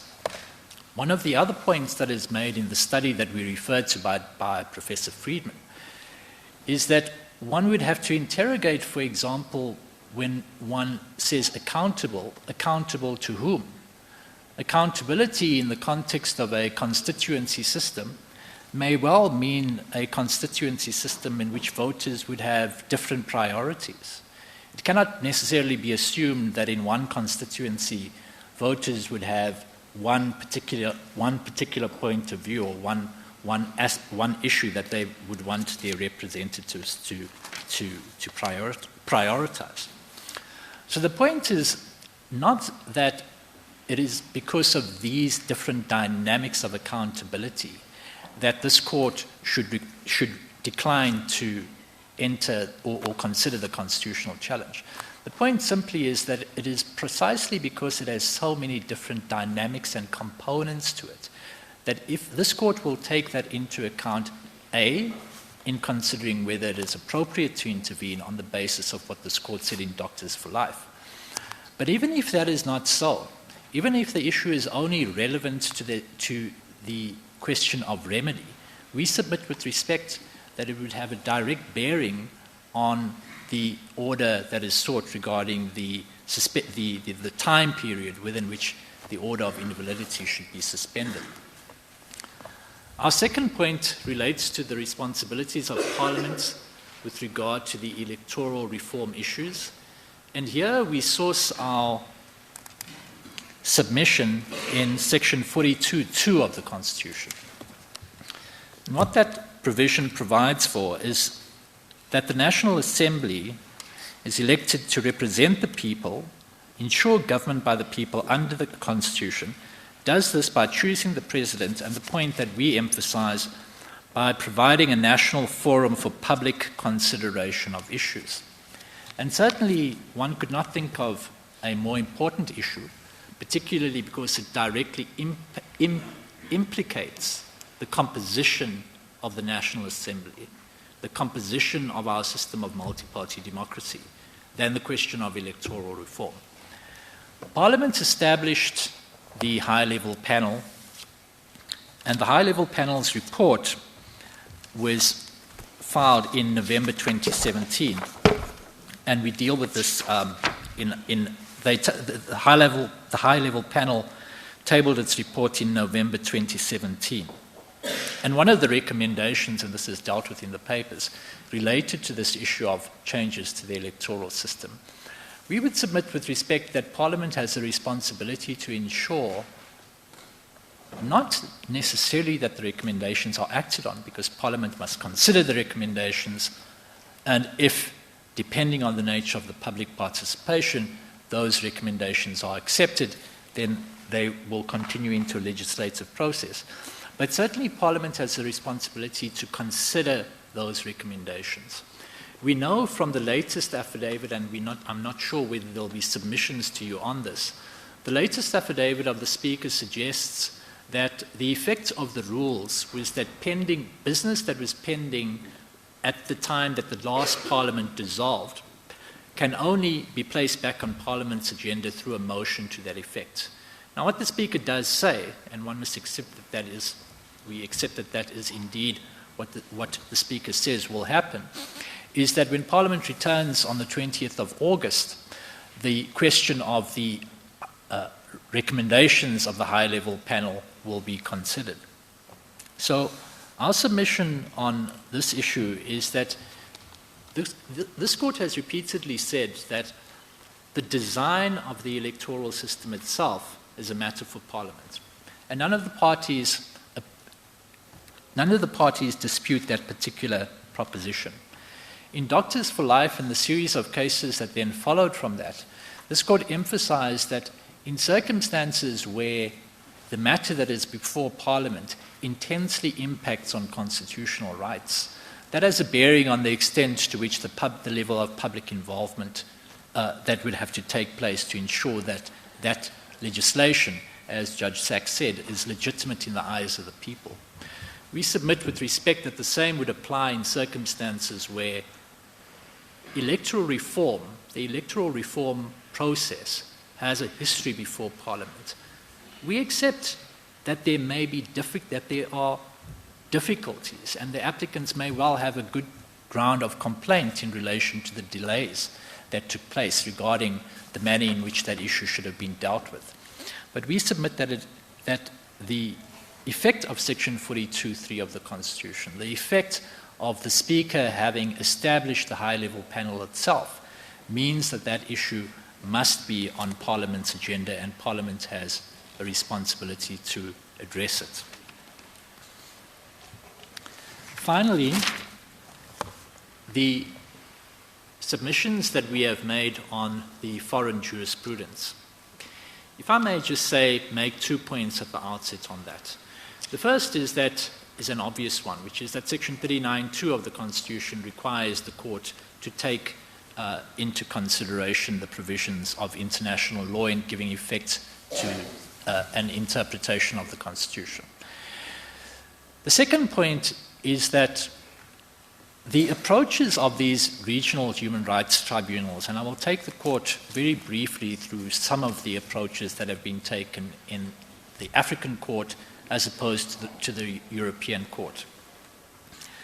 Make one aspect I would submit clear, that at present one cannot conclude that there is a norm of international law that recognizes the rights of persons to stand for election as independent candidates other than in terms of party lists. The approaches of the courts have been divergent on this issue.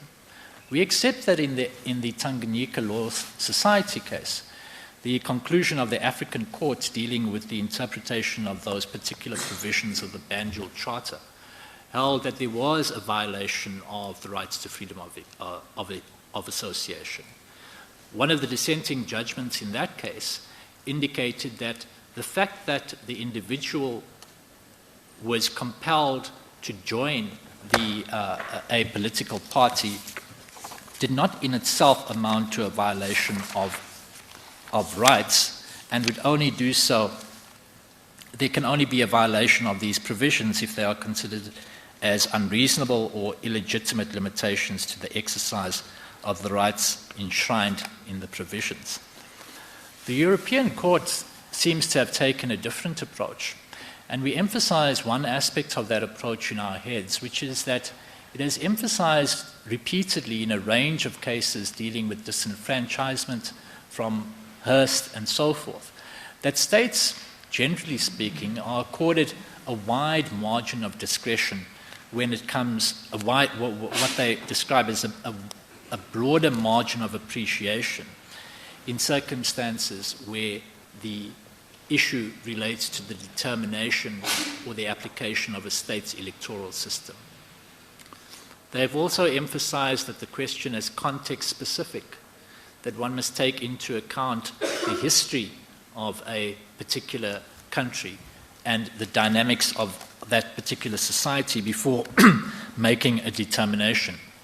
And what may be acceptable in one society may not be acceptable in another. So, for example, in the Sakamono case, which we refer to at paragraph 34, page 20. Do we not need to first consider what it is jurisprudentially that informs the very notion of a wide margin of appreciation? Yes. Yes, Justice Madlanga. Is it not so that part of that has to do with the fact of the sovereignty of the individual states? And if you accept that, of what relevance would that be to an intra-interpretation process? We as a South African court are interpreting our own constitution. Yes. How does that come into the equation? So, Justice Madlanga, we would submit that it comes into the equation on the basis of the distinction that this court has drawn between the guidance that it can obtain from foreign case law and the guidance that it can obtain from, for example, what is established to be a norm of customary international law or a principle of international law.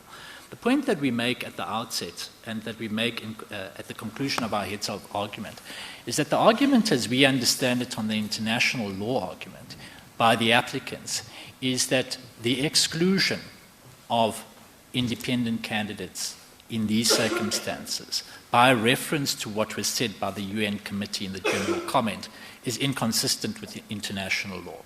The point that CASAX simply makes is that the approaches diverge. That's simply the point that we make. We don't say to the court that because the European court in Sakamono took a particular approach, that would necessarily apply in this case. So we entirely accept that when a court is looking at judgments of a foreign court, it would take into account context, it would take into account whether that would legitimately apply in a society such as South Africa. The simple point that we make at the outset of our submissions on the foreign law is that the approaches have diverged. The African court has held in the Tanganyika case that this was not permissible. We have referred you to judgments of the Inter-American Court of Human Rights in certain in the case of, and I will just get you the exact reference in our heads, Castaneda Gutman versus Mexico, which is dealt with at paragraph 37, that dealt with the refusal to register a candidate in Mexican presidential elections because the electoral law did not allow independent candidates. Now, the court in that case primarily dealt with it on the basis of an absence of an effective remedy argument, which is not really an issue here. The point really on the foreign law that we make is that we would submit with respect that it cannot be concluded that there is what is called either a jus cogens or a norm of international law that recognizes the existence of a right of an individual to stand as an independent candidate without having to belong to a political party. The approaches that have been dealt with in these various cases diverge.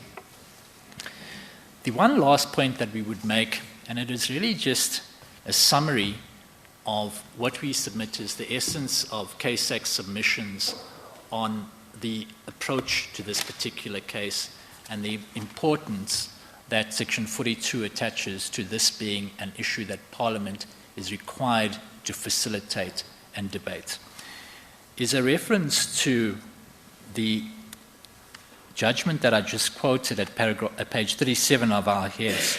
And if I could just refer you to paragraph 204 of that judgment of Gutman versus Mexico, where what the court referred to was that they were aware that there is a profound crisis as regards the political parties, the legislatures, and those who conduct public affairs in the region, which calls for a thorough and thoughtful debate on political participation and representation, transparency, and rapprochement of the institutions to the people in order to strengthen democracy.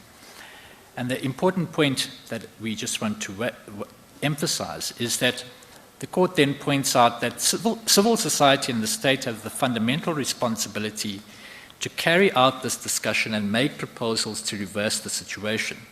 States must assess the measures that will strengthen political rights and democracy according to their particular historical and political evolution, and independent candidacies may be one among many of the mechanisms. That's simply the point that CASAC makes. It may be so that independent candidacies will promote accountability. It may be so that changes to the electoral system are needed to ensure greater accountability. The high-level panel expressly recognized this. The point that we make is that in circumstances where that matter, and we submit with respect that unless one is able to go behind what the Speaker says, that this is a priority issue for the next Parliament. That is an issue that is on Parliament's agenda. If it is not a basis on which this court will not entertain the constitutional challenge on the basis of what it has said in Doctors for Life, we would submit with respect it certainly must be a basis on which this will be relevant to the question of remedy. And on that score, we support the submissions that have been made by the Commission and the Electoral Commission on the extent of any order of suspension of invalidity to allow for an extensive degree of public participation in that process. Justices, those are my submissions, unless you have any further questions for me. Thank you, Mr. Magadi. Mr. Kassim. Justice Cameron, I'll try to up before lunchtime. In paragraph 13 of the heads of argument for the first applicant, this appears. It says, Section 19.3b gives every adult citizen a right to stand for public office and, if elected, to hold office. The subsection could not be clearer than this is a right given to individuals to do something directly, and in brackets, to stand for public office, which I agree, and if elected, to hold office. On the section's plain text, citizens have a right to stand in elections as independent candidates. Now, our learned friends have to show, as he argued before this court, that he has a right to stand as an independent candidate. If he is correct, that's the end of this appeal. He should succeed. But in argument, he had abandoned reliance on a right to stand in elections as an independent candidate. He rightfully abandoned it when a question was put to him because he can't find that wording in Section 3b.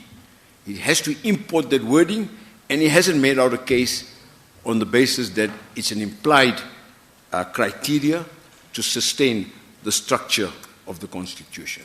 So instead, he then went into a very clever and very compelling argument to say that on a proper construction of Section 19 in its entirety, this court must find that individuals have that particular right. And as I've considered, if they have that right, well, that's the end of the matter, because then the legislation cannot test the test of scrutiny. It is then imperative that I take you to Section 19, and what we submit, and I'm not going to debate 19.1 because that's been canvassed clearly with him. The right to form political parties precedes Section 19.3. Section 93 says every adult citizen has the right to vote in elections, and that is not an issue. It's part of Section 1D, which says our foundational value is universal adult suffrage. And then we go to 19.3b, to stand for public office and, if elected, to hold office. And we submit what that entails is that every adult citizen has a right to stand for public office. But it stops there. It stops there if the court were to import anything more than what it is provided for in 19.3b. This court will have to say there's a constitutional basis to do so, bearing in mind the clear provisions of Section 46. And we submit the court will not do so for three reasons in having regard to the text, the purpose, and context. And I give these three reasons now. First, Section 1 provides for universal adult suffrage. I've dealt with that. And then it continues and it says, a national common voters' roll, regular elections, and a multi-party system of democratic government. So it contemplates a fundamental, foundational value as a multi-party system of democratic government. This point was pertinently dealt with in the Ramakatsa case, where my learned friend referred the court to footnote 47. I'll invite the court once again to look at footnote 48. Footnote 48 is preceded by the following last sentence in paragraph 68. And your lordship will recall, the court will recall that it was really, the debate was an interplay between the ANC's constitution and, in fact, pertinently, Section 19 of the Constitution. And the court says, the Constitution itself obliges every citizen to exercise the franchise through a political party. Therefore, political parties are indispensable conduits for the enjoyment of the right given by Section 1938 to vote in elections. And then 19.3a is referred to. Therefore, 69, the interpretation of Section 19 must not lose sight of the importance of the rights it enshrines, consistent with this approach. And then there's reference to the August judgment. So the submission we make is that 19.3b goes no further than creating a right for every adult citizen to stand for public office. That's on a textual interpretation. On the purpose, and I need not dwell on this, historically, the purpose after 1994 was to ensure that there would be universal adult suffrage, which is given effect to in 19.3a, and then I've already pointed out the right for every adult to stand for public office through the system of multi-party system. So we submit that having regard to the structure of Section 19, read together with Section 46, if I may just take you to 46, for a moment, the National Assembly consists of no fewer than 350 and no more than 400 women and men elected as members in terms of an electoral system that is prescribed by national legislation, unless the court finds in 19.3 a right to stand as an independent. We submit the court is not going to interfere with the national legislation enacted in the Electoral Act. Of course, the debate is not whether it's permissible or whether it's desirable. The debate is whether it's mandatory, bearing in mind that the very matter is before Parliament in terms of the Lekota Bill and the high-level panel report. It's based on the National Common Voters' Roll. That's a requirement. It's not disputed. It's not challenged. That is in order. Provides for a minimum voting age of 18 years. Again, that's not an issue. And results in general in proportionate representation. So we submit that 19.3 read to with 46, unless the court finds expressly a right, the system as it is constitutionally valid. And then 157, when one turns to 157,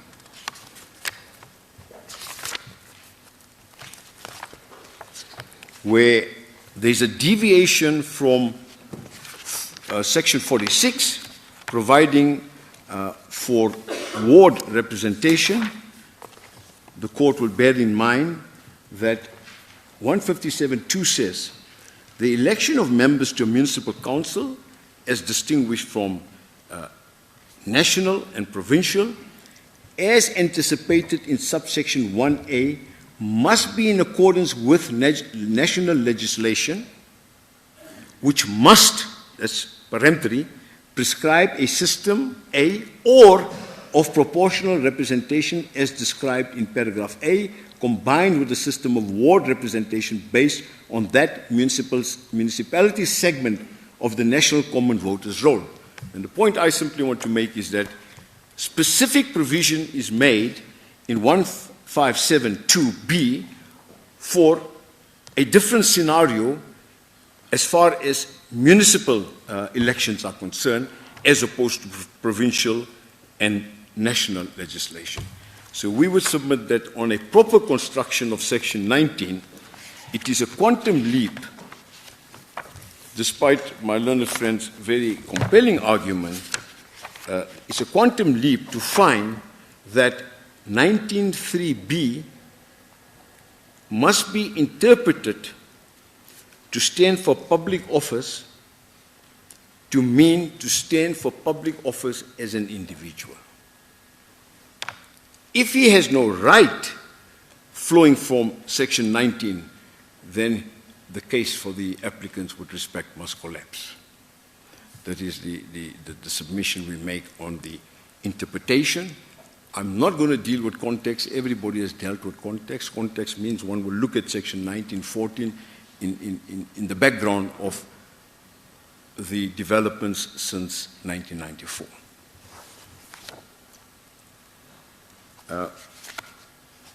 I have to also deal with 1D, going back to the foundational values of the argument that says you have to ensure accountability. Just before you get to accountability, yeah, but still on 1D. Yes. Why must we read the reference to a multi-party system exclusivity? Exclusivity in the sense of excluding the possibility within a multi-party system of having independence. Because we're not contesting that it's permissible for the legislation to make provision for individuals to stand for election.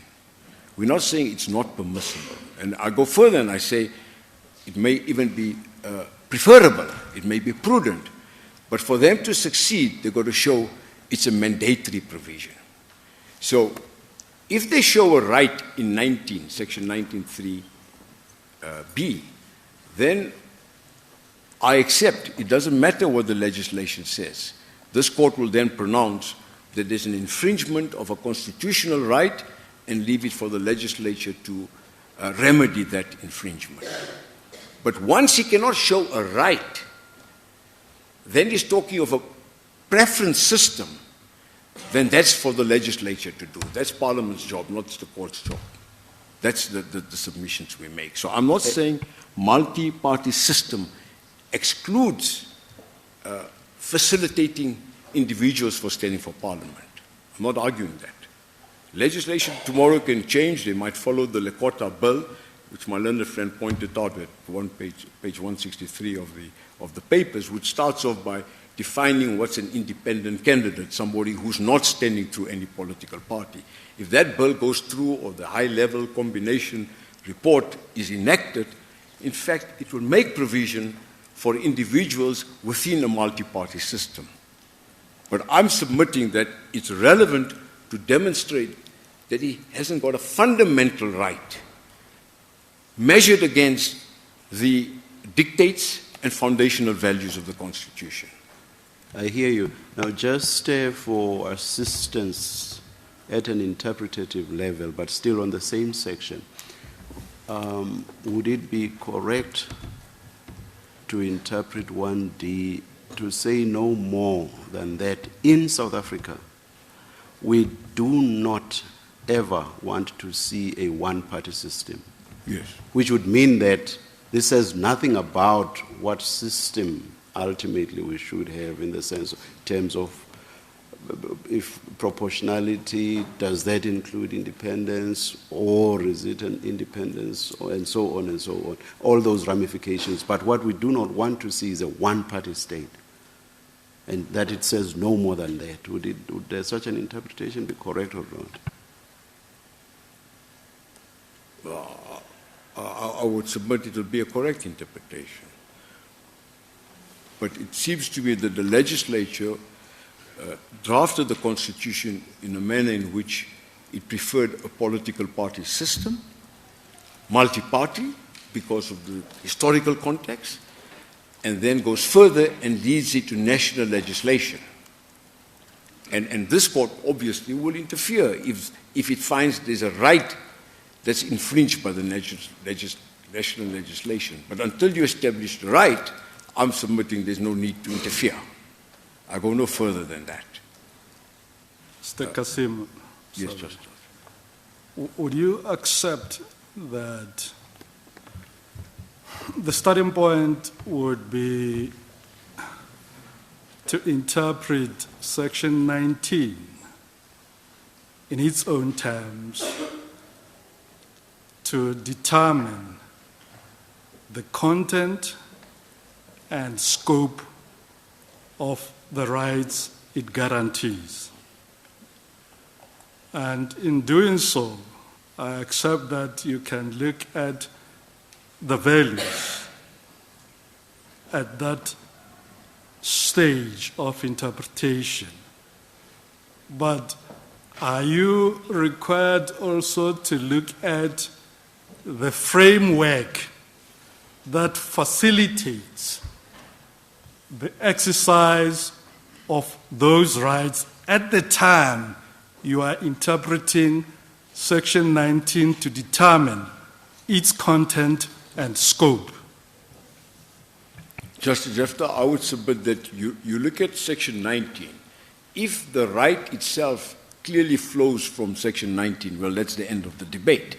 But if the right does not necessarily flow from Section 19, as we have a situation here, is when my learned friends drafted the heads of argument, they inserted the word, obviously it means independent candidates, but then they're asking the court to import a word into that section or words.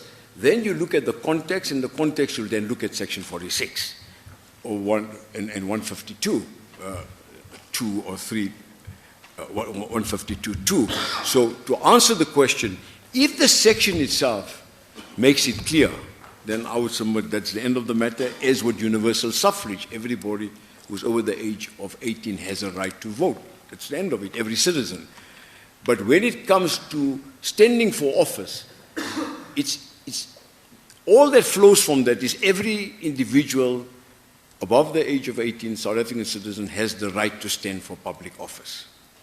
The method that you do it, you then look at 46. And if that method undermines the right, then obviously the court will interfere with the legislation. Well, it seems you have answered my next question, because when one looks at the words, the language of 19, yes, it confers the right on an adult citizen. Yes. It doesn't tell us how one can exercise that right. You'll have to look elsewhere in the Constitution to find how one would exercise that right. Correct. Yes. Now, if that is so, is there anything in the elsewhere of the Constitution, is there anything that excludes the enjoyment of the right by an individual adult citizen? In his individual capacity, there's nothing that that's fair. There's nothing else that excludes it. I accept that, but I submit to you that the methodology is not prescribed in 19.3. All that right carries is a right to stand for public office. The method is prescribed elsewhere. And I accept that if you look at the values of the Constitution, if you look at Section 1D, if there's any impediment in the right to vote, then obviously the court will interfere because of universal suffrage. And then you have multi-party. That is the basic value.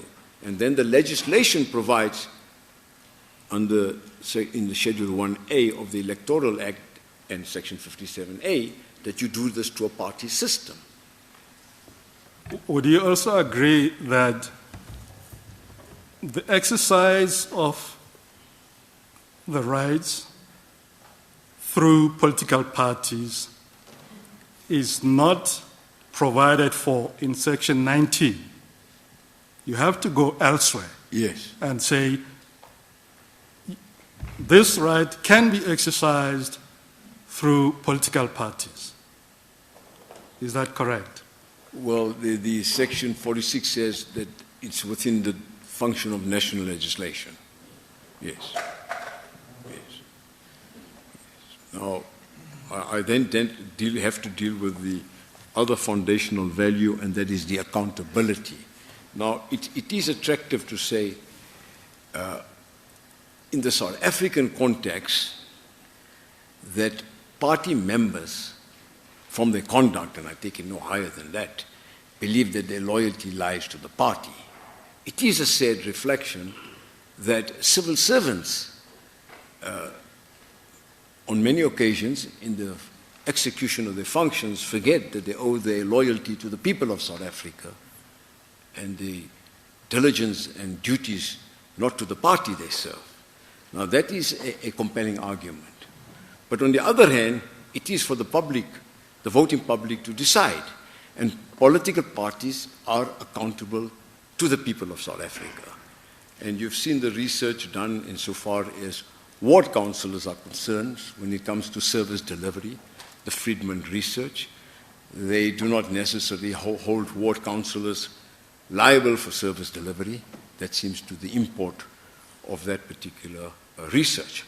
There is also a useful analysis in the one judgment from the European Court of Human Rights, and it's a judgment I'll urge you to reconsider when you look at it again or reflect on it again.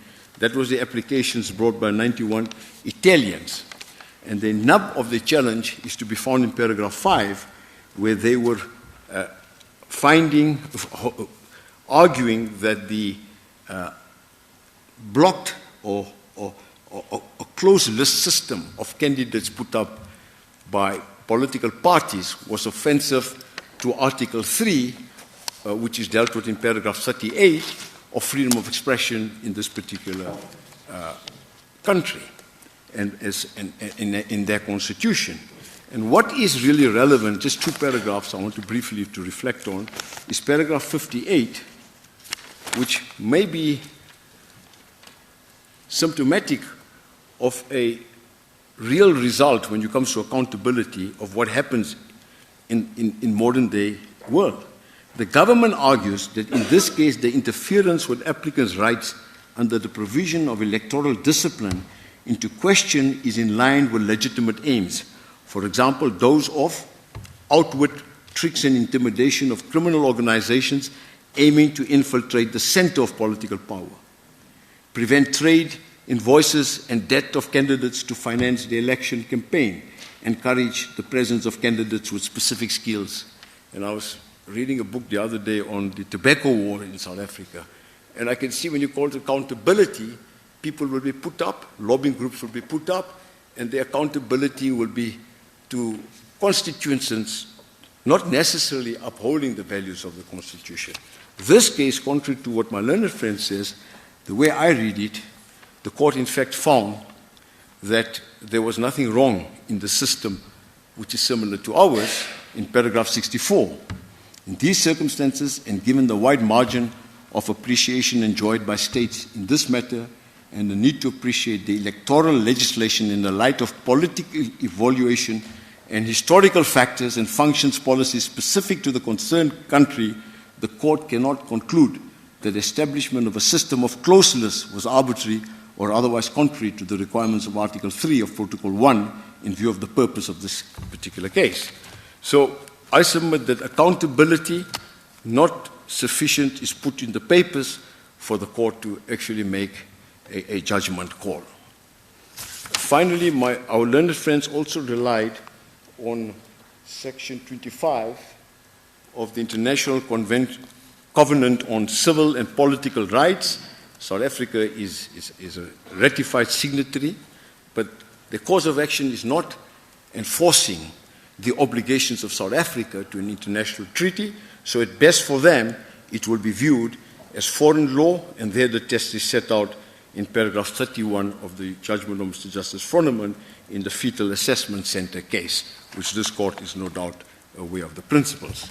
So we would submit that, in fact, to sum up then, they haven't made out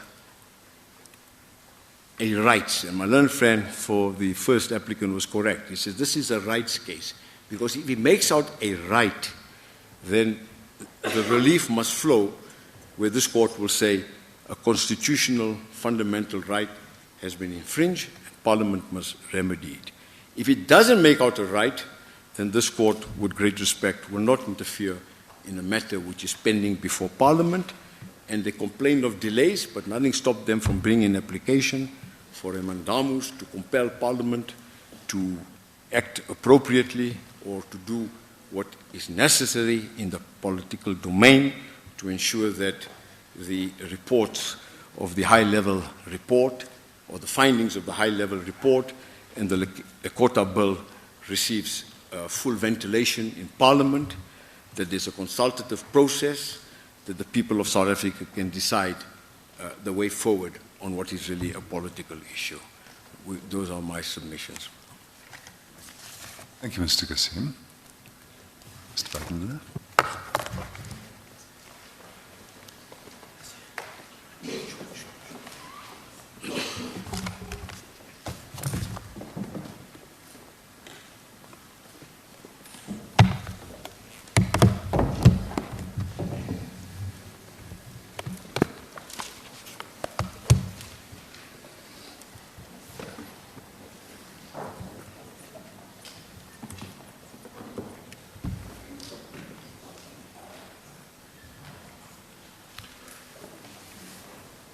Mr. Butler, we have consulted our own convenience, but not yours.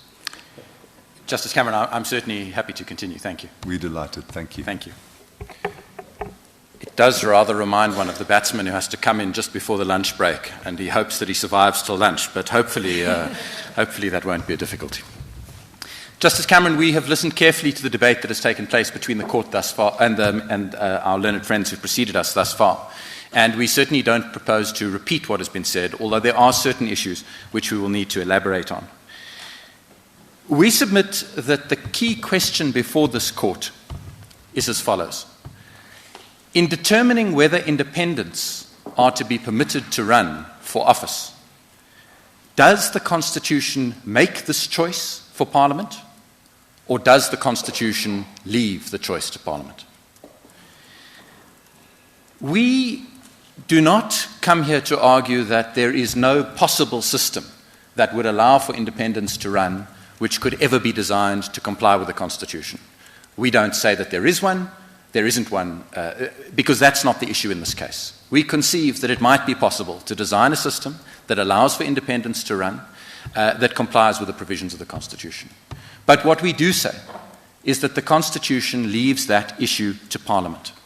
Because even if you can design a system which meets the constitutional requirements and allows for independents to run, Parliament certainly isn't obliged to design such a system.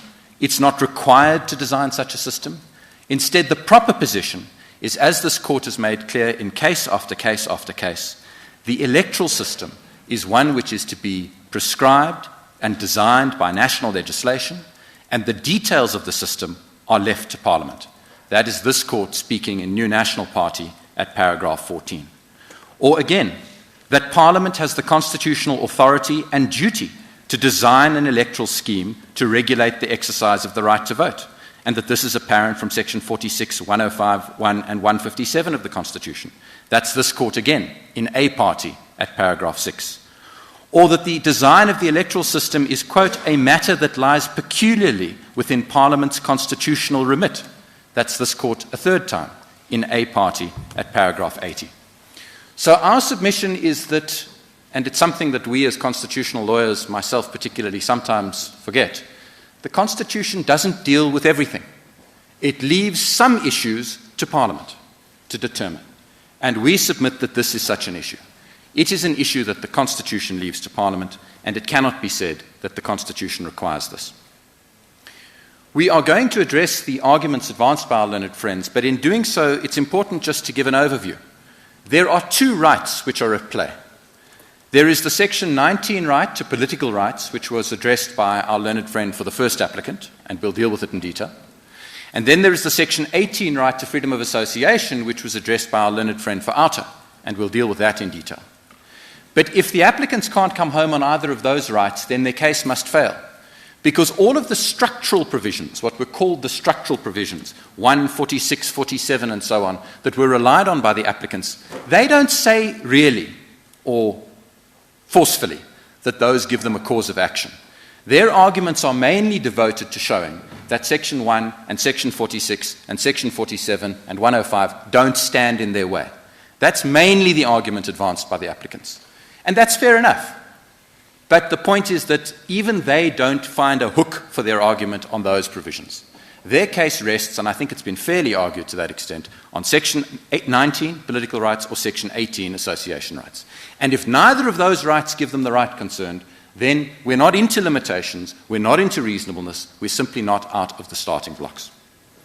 So in the course of this address, we propose to address 4 issues. Firstly, we're going to submit that this Constitution must be understood most usefully by contrasting it and comparing it to the interim Constitution, because we are going to draw certain parallels between the interim Constitution and the present Constitution. Secondly, we will deal with the political rights issue and spend some time on it, given the amount of time that has been spent on it. Thirdly, we will deal with the association rights. And fourthly, we will say a word or two on remedy. If I could begin with the interim Constitution, and it's important for this reason.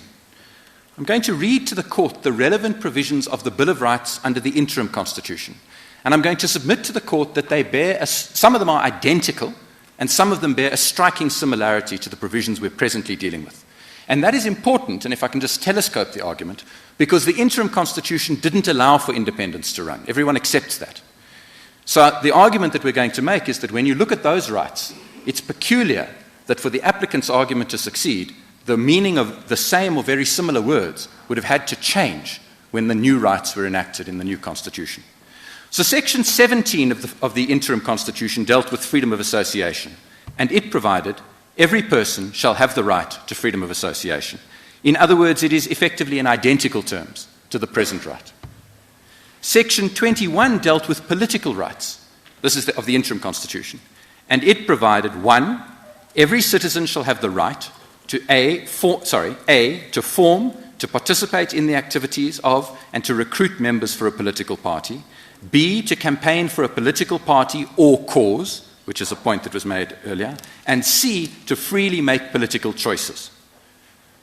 And then 2 said, every citizen shall have the right to vote, to do so in secret, and to stand for election to public office. So the political rights are worded slightly differently, but in substance they are identical. There is a right to make political choices, there's a right to campaign for political causes or parties, there's a right vested in an individual to vote, there's a right to vote in secret, and there's a right vested in an individual to stand for election to public office. So the provisions are substantively identical. And yet we know from Section 40, sub 1 of the interim Constitution that the National Assembly consisted of 400 members elected in accordance with a system of proportional representation as dealt with in Schedule 2 in the Electoral Act, and that only referred to political parties. So the interim Constitution created a scheme where you had the right to freedom of association, you had the right to political rights, including an individual right to stand for office, or a right vested in an individual to stand for office, and yet the scheme was that you couldn't stand as an individual for office, you had to stand as an individual via a political party.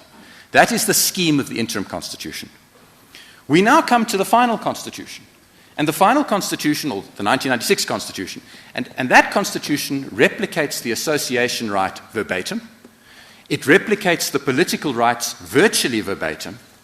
and it refers to proportional representation and so on. There is a slight shift about the fact that there is in general proportional representation, but no one seems to say much turns on that correctly, because my understanding of that is simply to provide for the fact that you can never achieve actual proportional representation, otherwise you would need 0.25 of a parliamentarian, which is a difficult task to have. You just round up or round down. So we're in a peculiar position, because the applicant's argument has to be that the meaning of the same or identical words under the interim constitution changed when the 1996 constitution was enacted. And yet they cannot, in our submission, point to any provision of the 1996 constitution, the present constitution, which demands such an interpretation. They are constrained, as they have tried valiantly to do, to read words into section 19, and I'm coming to it in a moment. But they rely on section 19, even though the virtually identical provision was plainly to opposite effect under the interim constitution. We submit that that creates a substantial bar against them succeeding. Could I now turn to deal with the second point, and the second point is section 19? Because our learned friends quite fairly devoted a substantial argument to the text of section 19. This isn't one of those cases which we've all been accused of where we were said to be relying on the vibe.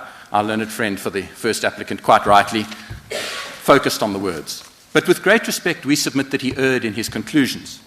Because the argument that was advanced at a language level was that what we were doing is we were creating an artificial split between section 19.3a and section 19.3b.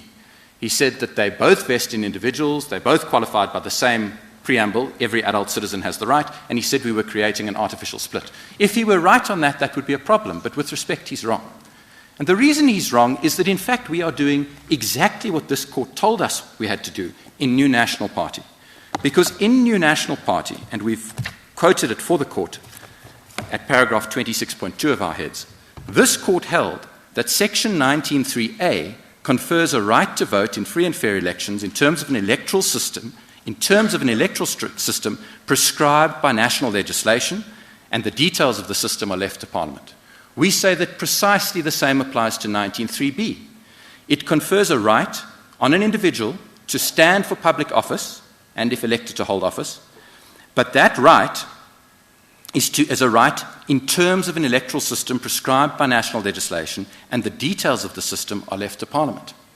We submit there's no magic at all in the fact that section 19.3 says every adult citizen has the right, because we know that individuals are elected to Parliament.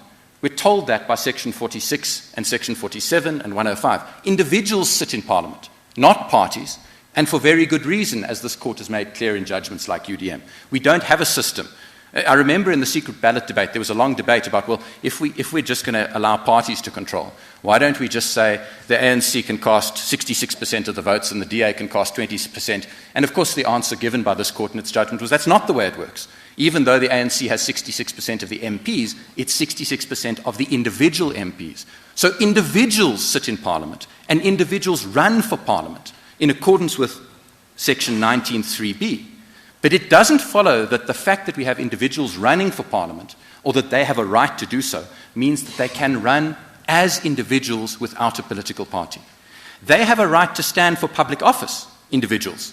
It would be impermissible to have a law which said no person who is black or white could run for public office. Or, perhaps more realistically, a law which said no one who is a public servant may run for public office. That might be a limitation of 19.3b. A law which says only certain categories of people may run for public office would potentially limit or violate 19.3b. But the fact is it's vested in individuals for that reason. I'm sorry to interrupt you. Thank you, Justice Jaffe. I just fear that I might forget the point that I want to ask you. Of course. Do I understand the argument to be that with regard to the electoral system, the Constitution has left it to Parliament to determine what that system will be? Yes.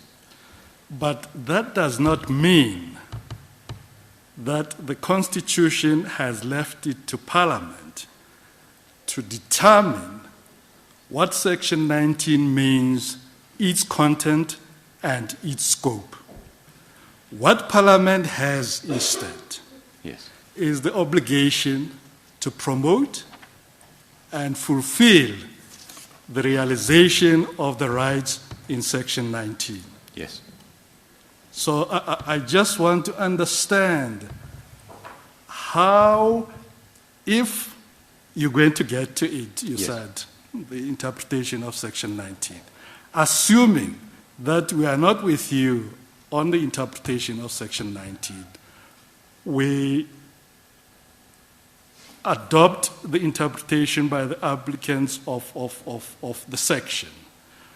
Would that detract from the Parliament's freedom to determine an electoral system? Sorry, that was not a cry for help, it was a cry for water.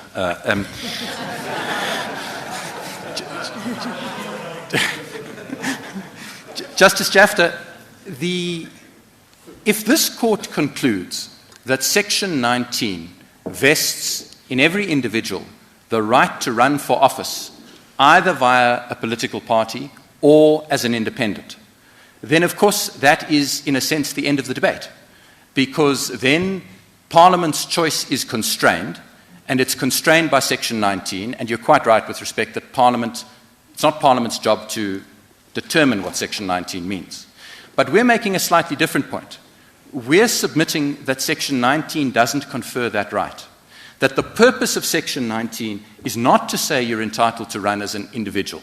The purpose of Section 19 is to say every citizen in this country may run for office, subject to the system put in place by Parliament. So if, for example, and I know there was a case that came before this court, but I think the court very sensibly, with respect, ducked the difficult issue.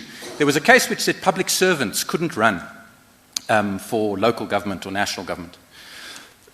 That is a law which, on its face, limits Section 19(3)(b, because everyone can run for public office except public servants. And there'd be difficult questions about limitations and reasonableness and so on. But that is what Section 19(3)(b seeks to achieve. It seeks to achieve a never again principle that no person may be precluded from running for office, whatever their race or whatever their occupation or whatever their level of income or whatever all of those things. And we would submit, Justice Jafta, that it goes to the purpose. And it was a question that was put by Justice Mhlantla, which our learned friend for the applicant seemed to accept. We know that the history of this country is one where sometimes people were denied the right to vote, shamefully. But sometimes they were given a sop. They were allowed to vote, but they weren't allowed to run. So we've referred to the 1936 Native Amendment Act in the Cape, which said black people could still vote, but they couldn't run. Only white people could run. We submit that Section 19(3)(b seeks to deal with that problem. It says everyone can vote and everyone can run. And if you want to say someone can't run, then that's a limitation of the right and you'd have to assess it. But it doesn't follow from that in our submission that the right to run for office flowing from Section 19(3)(b includes a right to run as an independent without a political party. That's our submission. Now, if we're wrong on that, we're wrong. But that is the submission. Could I ask you, the right in Section 19 is an individual right. Yes. But it's an individual right, it seems to me, to hold office on behalf of people who vote for you. Yes. So it's not an individual right to go to Parliament to represent yourself. Yeah. It's to represent people who vote for you. Yes. Isn't the essential complaint here that the political party system excludes voters who want to vote for people who do not belong to political parties? And if that is so, what is the justification then for it? Justice Froneman, we don't think that, our submission is that Section 19(3) doesn't give you a right. What's really being put to me, if I can put it differently, is that Section 19(3) is that this present system violates the right of the voter, because the voter wishes to have a choice. If I've understood the question correctly, the voter wishes to be able to elect someone who's not a member of a political party. Yes, Section 19 talks about the right to vote, to be represented, It is not an individual right, it's an individual right to representation. Yes. And if you're not entitled to represent people who do not belong to political parties, the argument is that right is then limited. No, but with respect, you are entitled to represent people who don't belong to political parties, because I am a voter and I might vote for the ANC or the DA or the EFF, even though I'm not a voter, not a member. But I accept that, of course, as a voter, my choice is constrained because I can only vote for the DA or the EFF or so on. We submit again, that is not something that Section 19.3a or b protects. Section 19.3a or b says I cannot be deprived of my vote. I have the right to vote, in the words of this court, in terms of an electoral system prescribed by national legislation. But there's nothing impermissible about that national legislation saying only people who pay the deposit can be registered as political parties. Only political parties may be on the ballot. In other words, Section 19.3, whether you're looking at A or B, and whether you're looking at it from the perspective of the candidate or the voter, only goes so far. It is merely a right to say, you must be entitled to vote, and you must be entitled to stand for office. It doesn't deal with the question of whether you can stand for office as an independent or only via a political party, and it similarly doesn't deal with the question of whether you can only vote for someone who's an independent or political party. And so a question of justification doesn't arise, because the section simply doesn't deal with that question in our submission. If you're wrong on that, yes, is there any justification for excluding groups that are not political parties? There is none made out on these papers. I accept that.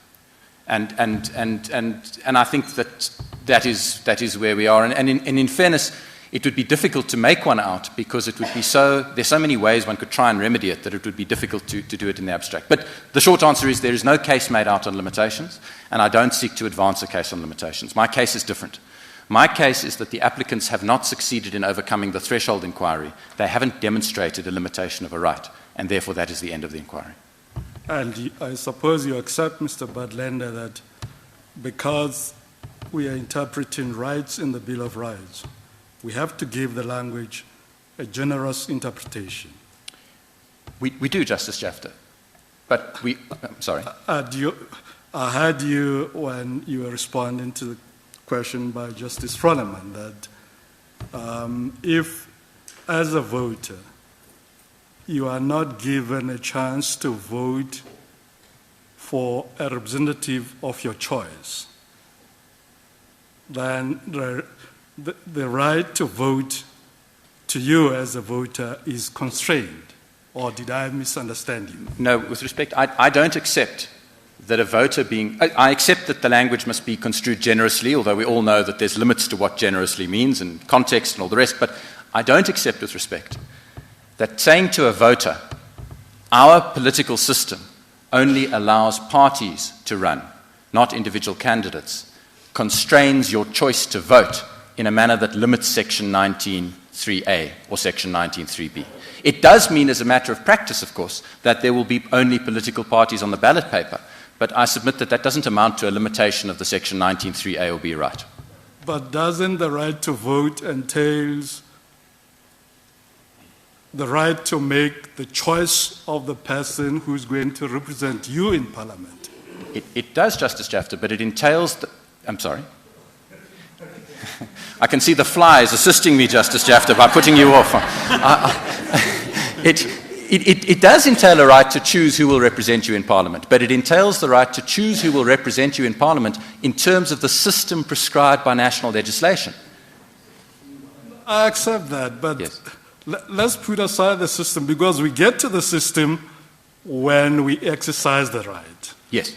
If we agree that the right itself includes the choice of who is going to represent me, the question then would be, when we get to the system that Parliament has chosen, properly authorized by the Constitution, does it cater for me to enjoy that right of choosing the person to represent me fully? Yes. But Justice Jafta, our submission is that the The position might be different if there was, well, of course it would be different. The position would be different if the law said that this country has 5 political parties, and they are A, B, C, and D, and if you don't belong to one of them, you can't stand. But that's an absurd example, but I'm demonstrating the proposition. But it's quite another thing to say there can be an infinite number of political parties, 48 in the last election. The system enables it, the system promotes it, but the system says it's only political parties.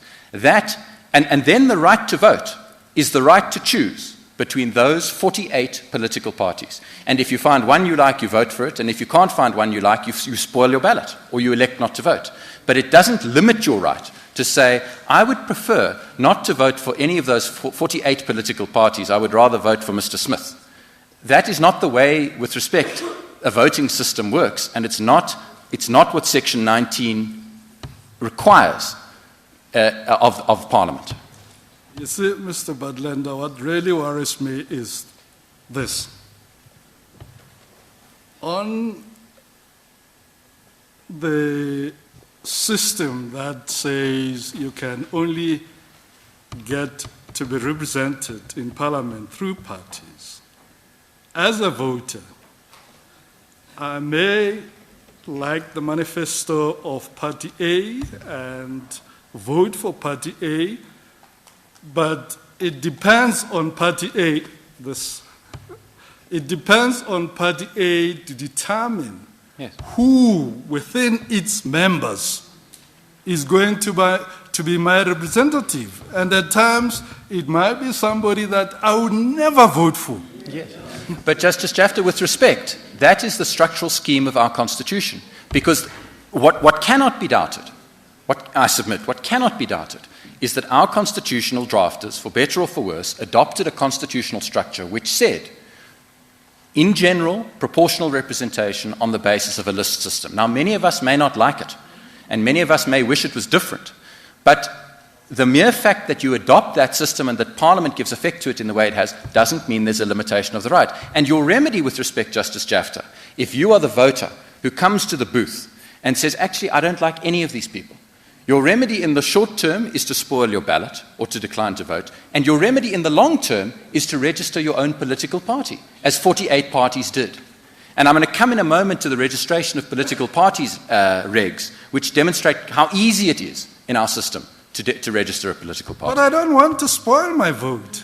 I want to vote for someone. Yes, Justice Jafta, I understand the point. But with respect, that is not... One has a right under Section 19 to vote for the parties which are duly registered in accordance with legislation. If someone takes away your right to vote, that is a limitation of Section 19. But the mere fact that you as a voter, or one as a voter, would prefer to vote for an independent, or one would prefer not to vote for a political party, is interesting and perhaps important at the level of principle, but it's not something that flows as a fundamental right from Section 19. Because if this court were to find that Section 19 confers that right, despite the provisions of the interim constitution and the fact that the identical right clearly didn't confer it there, then this court is freezing in time forever that there must always be a capacity for independents to run. No matter what the chaos, no matter what the catastrophe, no matter whatever, this court will be saying that Section 19 confers that fundamental right. And our respectful submission is that that is simply not what the right involves. Mr. Butler, could I ask you, do you rely at all on the provisions of Section 1D that refers to a multi-party system of democratic government? Yes. Justice Froneman, it's a difficult question, which I've been thinking about since we first began this matter. It seems to us that multi-party democracy is capable of two meanings. One is to say a system of political parties. The other is, as has been debated, as the opposite to a one-party state, and it obviously includes the latter. We would submit that what 1D does say is that our system is inherently a system involving political parties. We don't say it's dispositive of the question, but it is a system which has political parties as its center point. And what makes that clear is when Section 1 is read together with Section 236, because when you read Section 236, it expressly provides funding for political parties to enhance multi-party democracy national legislation must provide for the funding of political parties participating in national and provincial legislatures on an equitable and proportional basis. Now, in our submission, I don't want to go so far as to say that precludes independents from running, because that's not the argument I have to advance, and it's not the one. But it does answer the question that's been put to me, which is, isn't there something odd or anathema or undesirable about a system which has political parties at its heart for the voter who arrives? That is our constitutional scheme in our submission, and 1D read with 236 makes that clear. Justice Cameron,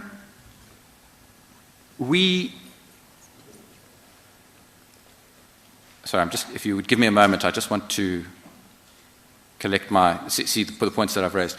We submit that the reference to an adult citizen in section 19.3b simply does no work apart from to show who the right is vested in. So if this court concludes that, read purposively and so on, the right is broader, so be it. But our respectful submission is that the word adult citizen, every adult citizen does no work at all for present context. It simply shows who the right is vested in. The second point we would make is that we think 19.1, with great respect, doesn't assist the court. And our learned friend's attempt to rely on section 19.1 demonstrates, in our respectful submission, something of a lack of faith in his 19.3 argument. Because 19.1 says every citizen is free to make political choices. But one makes political choices outside of an election all the time. One makes political choices by going to a rally, by signing a petition, by lobbying for things. That's what political choices means. And in fact, it's demonstrated by the difference, which I think it was Justice Kampepe put her finger on, about age. It's noticeable that, I think it was Justice Kampepe, I apologize if I've got it wrong, that 19.1 says every citizen is free to make political choices, whereas 19.3 says only every adult citizen has the right to do certain things. That makes perfect sense, because my 12-year-old son might well seek to make a political choice, probably at odds with my interests, by lobbying for certain rights or by doing certain things, or more seriously, children join equal education, children join the TAC, children lobby Parliament. So it's in our submission, there is something in the fact that 19.1 is vested in every citizen, whereas 19.3 is every adult citizen. It shows again who the bearers of the rights are, and it demonstrates that you can't conflate political choices, which is a 19.1 argument, with the right to stand, which is a 19.3 argument. Mr. Platlender, is it fair, or help me here to say, you have a citizen who's making a political choice not to form any political party, participate in the activities or campaign, but that citizen says to you, I want to stand for public office, and if I'm elected, hold that office. Why must that citizen be excluded? Because, Justice Matopo, we submit that that is simply not the reach of Section 19. Section 19 was not intended to give that citizen that right. That citizen has the right to stand outside the polling booth and lobby or protest. That citizen has the right to join an NGO. That citizen has the right to vote for a political party of whom he's not a member. Or, if he so chooses, that citizen can form his own political party. Could I just explain that for a moment? Because there's been... Yes, of course. If that citizen is before us and that citizen says, I want none of those, I want permission to stand on my own and be an independent candidate, why must that citizen be excluded? Is it because of the electoral system? It is because our electoral system does not make provision for that, and because that is not constitutionally offensive.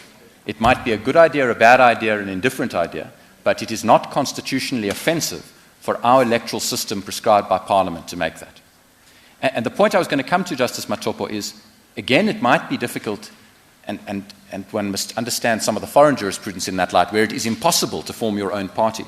We have a system under the regulations for the registration of political parties, where all one needs to do to form a political party, if one looks at the regulations, in essence, is you've got to apply to the IEC, to the Electoral Commission. You've got to include a constitution, which has got to include your structure and your election procedure and your decision-making. And you've got to include a deed of foundation signed by 500 registered voters. Now, that was raised by our learned friend for Outer. How can one seriously contend that that is somehow an impediment when at the national level you need 42,000 votes just to get one seat in Parliament? How can it be a serious impediment to say to someone, perhaps me, I would like to form the Stephen Budlander Party, and I will form the party, and I'm going to say in my constitution that I'm the president, and I'm going to nominate Mr. Lutuli as my deputy, and I'm going to nominate Ms. Goodman as my treasurer. One can go through that whole route. If one is really committed to saying, I am different, one can jump through those hoops to get there. And there's nothing particularly difficult about it. So, our submission is... I'm sorry to interrupt, just on a factual level. Yes. I understood the second applicant's argument to be that you can't register as the Stephen Budlander Party. With respect, that is not correct, and the argument that was advanced was different, and with respect, then they are attacking the wrong provision. There is a provision of the Electoral Act which says that you cannot, the Electoral Commission Act, which says that you cannot register a party which makes use of a name that is racially discriminatory or racially exclusive. And so, as I understood the argument, it was you can't call yourself the Black Party or the White Party and so on. So, firstly, it's not a problem. But secondly, if that was a problem, then the challenge should have come there. The challenge shouldn't have come to the Electoral Act. The challenge should have come to the regulations or to the Electoral Commission Act. And so our submission, with great respect, and you see this from the foreign jurisprudence, one of the things the foreign jurisprudence have in common, those courts, is they look at how difficult it is to run for office and form your own political party.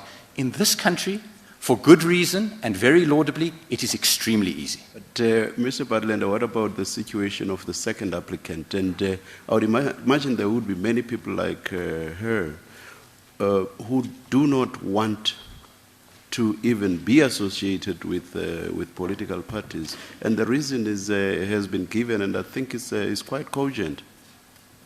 But Justice Madlanga, if she doesn't want to be associated with a political party, then she must make that political choice, which she's entitled to under Section 19.1, and she must decide not to stand for office. The notion that the only way one can contribute to our political system is via... Must she be forced into that choice? Justice Madlanga, because Parliament has determined that that is the scheme of the Electoral Act, and because it doesn't violate her rights. She has a right to stand for office if she wishes to. That begs the question. As Justice Chafter debated with you, that begs the question, because right now we are debating more the content of the right, and the issue I'm raising is more about the content of the right. But my submission, Justice Madlanga, I accept that, and we're not in a limitations analysis, but my submission is that there is nothing in Section 19.3 which entails the right of the second applicant or anyone else to run as an individual person.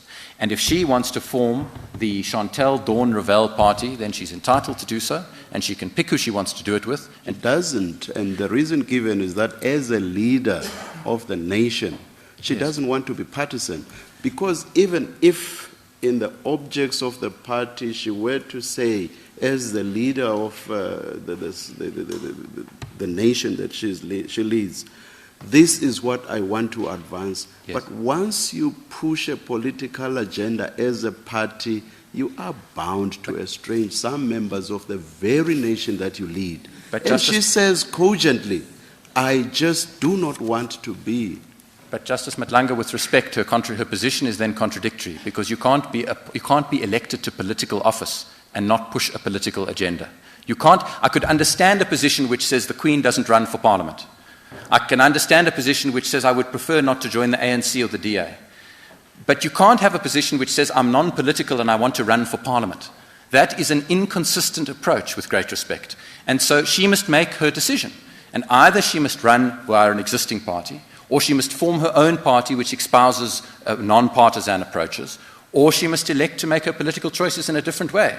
But this notion that says, I wish to run for Parliament, I wish to cast votes in Parliament, but I wish to do so without being political, with respect, we submit it's untenable. That's the submission. Justice Cameron... Be careful what you wish for in argument, Mr. Budlander.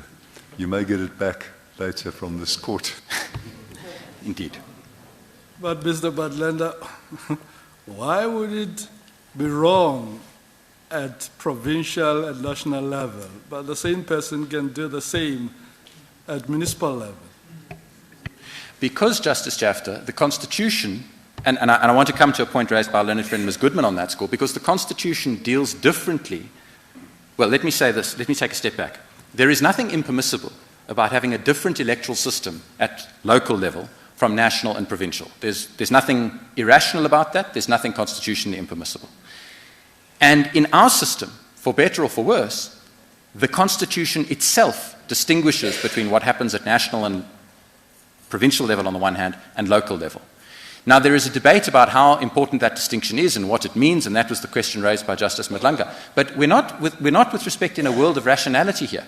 We're debating what Section 19 means. And my submission is that Section 19 gives you the right to run for office in the system that is put in place. And so if the system is put in place allows independence, then you can run as an independent. And if the system that doesn't, then you can't. And the curiosity, Justice Jafta, and it answers your question, is that our learned friend, Ms. Goodman, as we understand her, she seemed to say that Section 157 might preclude independent candidates at local level. That was her understanding of it, is that the distinction is that it might preclude it. But if that is so, Justice Jafta, then we've got a very odd Section 19 right.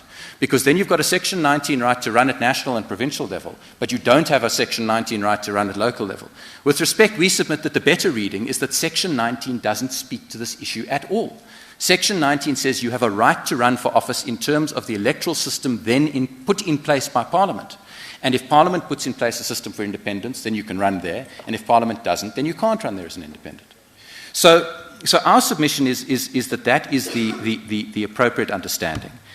And so does it mean then that the right to run as an independent is not located in Section 19? Yes.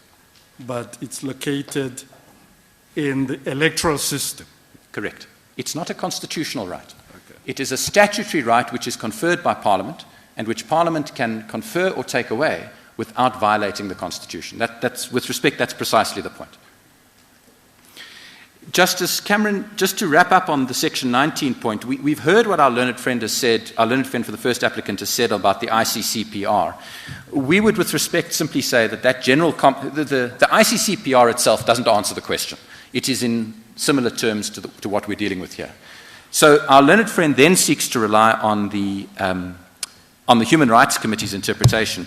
With great respect, we don't read it in the same way, and we would simply commend to the court the whole general comment, because it runs to 8 pages, and a paragraph has been excised. And when you read other paragraphs, paragraph 4 says, I thought it was paragraph 4, but I appear to have got the incorrect.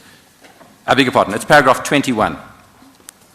Paragraph 21 says, although the covenant does not impose any particular electoral system, any system operating in a state party must be compatible with the rights protected by Article 25 and must guarantee and give effect to the free expression of will of the electorate. So it makes clear that there is no specific section prescribed. And Section 26 then says, or paragraph 26 then says, the right to freedom of association, including the right to form and join organizations and associations connected with political and public affairs, is an essential adjunct to the rights protected by Article 25. Political parties and membership in parties play a significant role in the conduct of public affairs and the election processes. So with respect, it too locates political parties at the heart of it, and it doesn't really answer the question. Lastly, on this point, we would simply draw attention to the contrast between our Constitution and the provision of the African Charter, which was relied on in the Tanganyika Law Society case. Article 13(1) of the African Charter says, every citizen shall have the right to participate freely in the government of his country, either directly or through freely chosen representatives in accordance with the provision of law. That is a provision which one can understand confers a right to run independently, because it says that you've got the right to participate directly or through freely chosen representatives. So if our Constitution said that, we would be in a different world. But our Constitution doesn't say that for the reasons I've articulated. Could I then turn, Justice Cameron, to deal with the association rights challenge? The association rights challenge, with great respect, we don't really understand how it can produce a limitation of the right to freedom of association.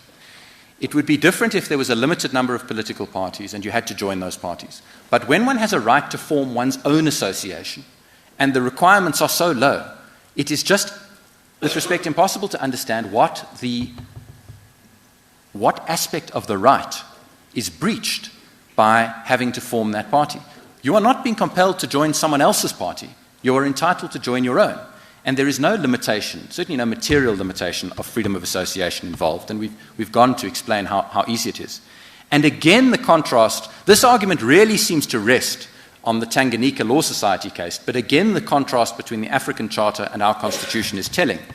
Article 10 of the African Charter, 10.1 says, every individual shall have the right to free association provided that he abides by the law. And Article 2 then says, subject to the obligation of solidarity provided in Article 29, no one may be compelled to join an association. Well, one can again understand how that might make it different from our case, but our constitutional scheme is different. So, with respect, it seems to us that either the applicants must come home on Section 19, we submit that they shouldn't for the reason that I've articulated, but Section 18 is with respect a make-weight, and this court is going to be introducing novel and very far-reaching law about freedom of association inadvertently, or potentially inadvertently, if that were to be the basis on which it's decided. Before I turn to remedy, could I just see if there's anything else?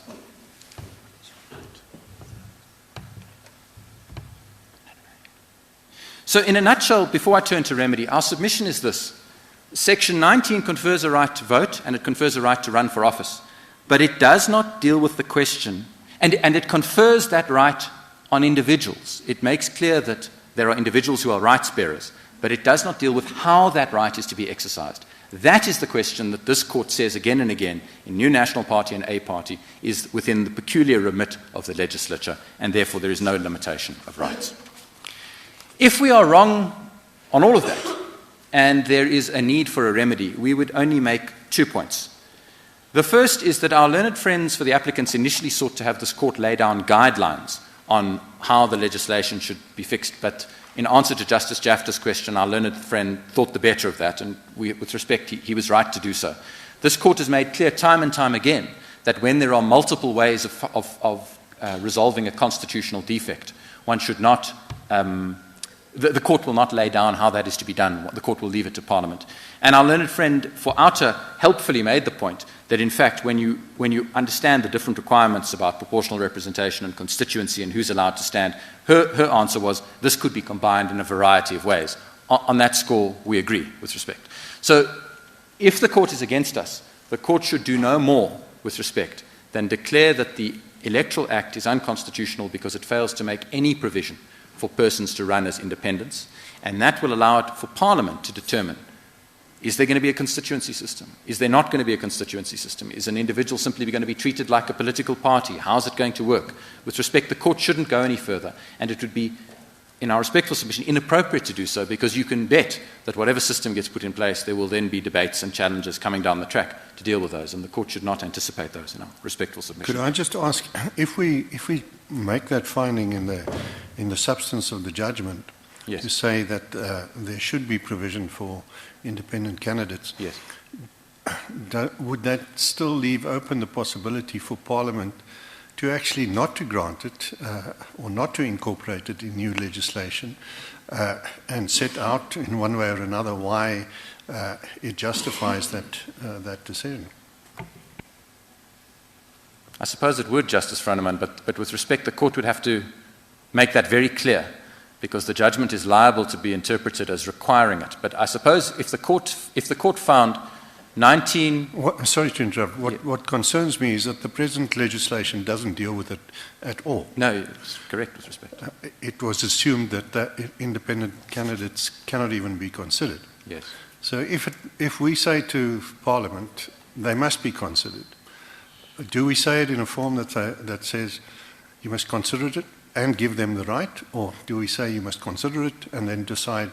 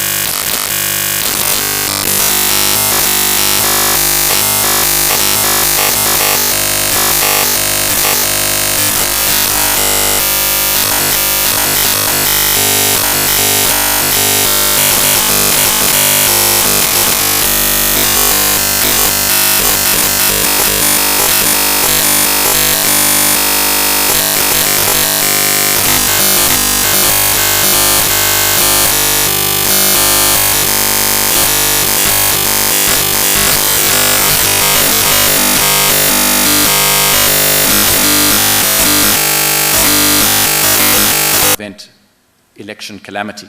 The last thing one would want is for that to be the case in 3 or 4 years because of the practical consequences. So the court should make clear in our respectful submission that if there is this unconstitutionality, there's the widest remit possible for Parliament to seek to deal with it. Justice Cameron, that leaves only the question of costs.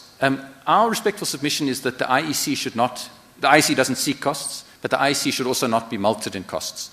The IEC initially took the view, and we've said it from the outset, that it is agnostic on the question of which system is better. And it arrives here only as the statutory body or the constitutional body responsible for administering the elections. And you have heard nothing from me about which is better for accountability, which is worse, which promotes better governance, and that's deliberate because the IEC doesn't see that as its role.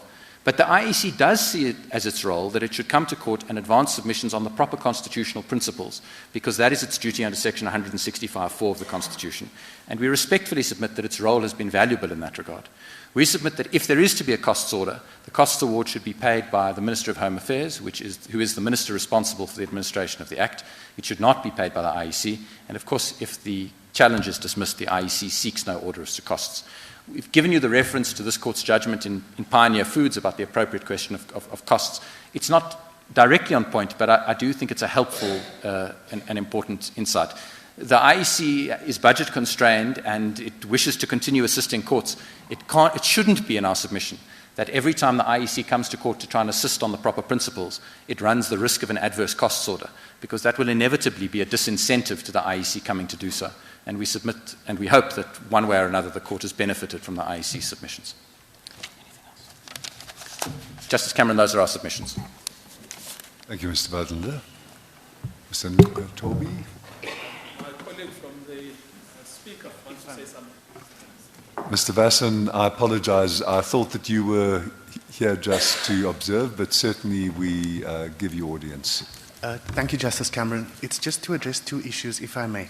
The first is to address the contention that Parliament has done nothing since 2002, and secondly, on the issue of remedy, which has a significant bearing on Parliament. So if, with your permission, if I may address these two issues, Justices. The contention has been made that since 2002, when the Provincial report was reported on, Parliament has done nothing. Just to clarify that, firstly, the Provincial report was a cabinet appointment. They made a recommendation. They didn't find that the system was unconstitutional, and they opted to remain with the system. Since then, there's never been a contention that the current system was unconstitutional. In 2013, there was a private members' bill introduced that recommended the adoption of the Van Zyl-Slabbert report, and the system promoted there. And Parliament ultimately adopted a rule concluded that it would not be in the interest of smaller parties to adopt such a system. There was no issue then of unconstitutionality. Then the last Parliament mandated the high-level panel to look at across numerous issues that were considered urgent. When the high-level panel reported, it was close to the end of the last term, and there wasn't sufficient time to deal with many of those recommendations, which were really cross-cutting and affected most committees in Parliament. Parliament resolved that where there was legislation before it already, they would try and expedite that, but where the legislation wasn't in fact there, the next Parliament would deal with it. The former Speaker in December already informed the High Court that the first term is dedicated to the setting up of Parliament. There's very little time to deal with that. And this in fact turned to be true. And as yet, committees have not met. They have not resurrected any lapsed bills. So that's just to deal with those issues. On the issue of remedy and as to why Parliament needs 36 months, it's clear that all parties agree that ultimately, if this court finds that there's been a breach of, that the Electoral Act violates the Constitution, it should be returned to Parliament to decide on the system. And that there are many permutations to this. There may be the Van Zyl-Slabbert report, it may be the proposal by the New Nation movement, it may be a German hybrid system. So there are many options that Parliament would need to consider. And currently the entire edifice of our political system at national and provincial level is founded on the party system. and it would require quite huge consideration as to how that would be amended. The next election takes place, as the Speaker pointed out, in 2024. And as the Electoral Commission said, they need 18 months. And in this regard, no person that wishes to stand for the 2024 election as an independent would be prejudiced should Parliament be given 36 months. Parliament is also of the view that 36 months are needed as the policy considerations are far-reaching.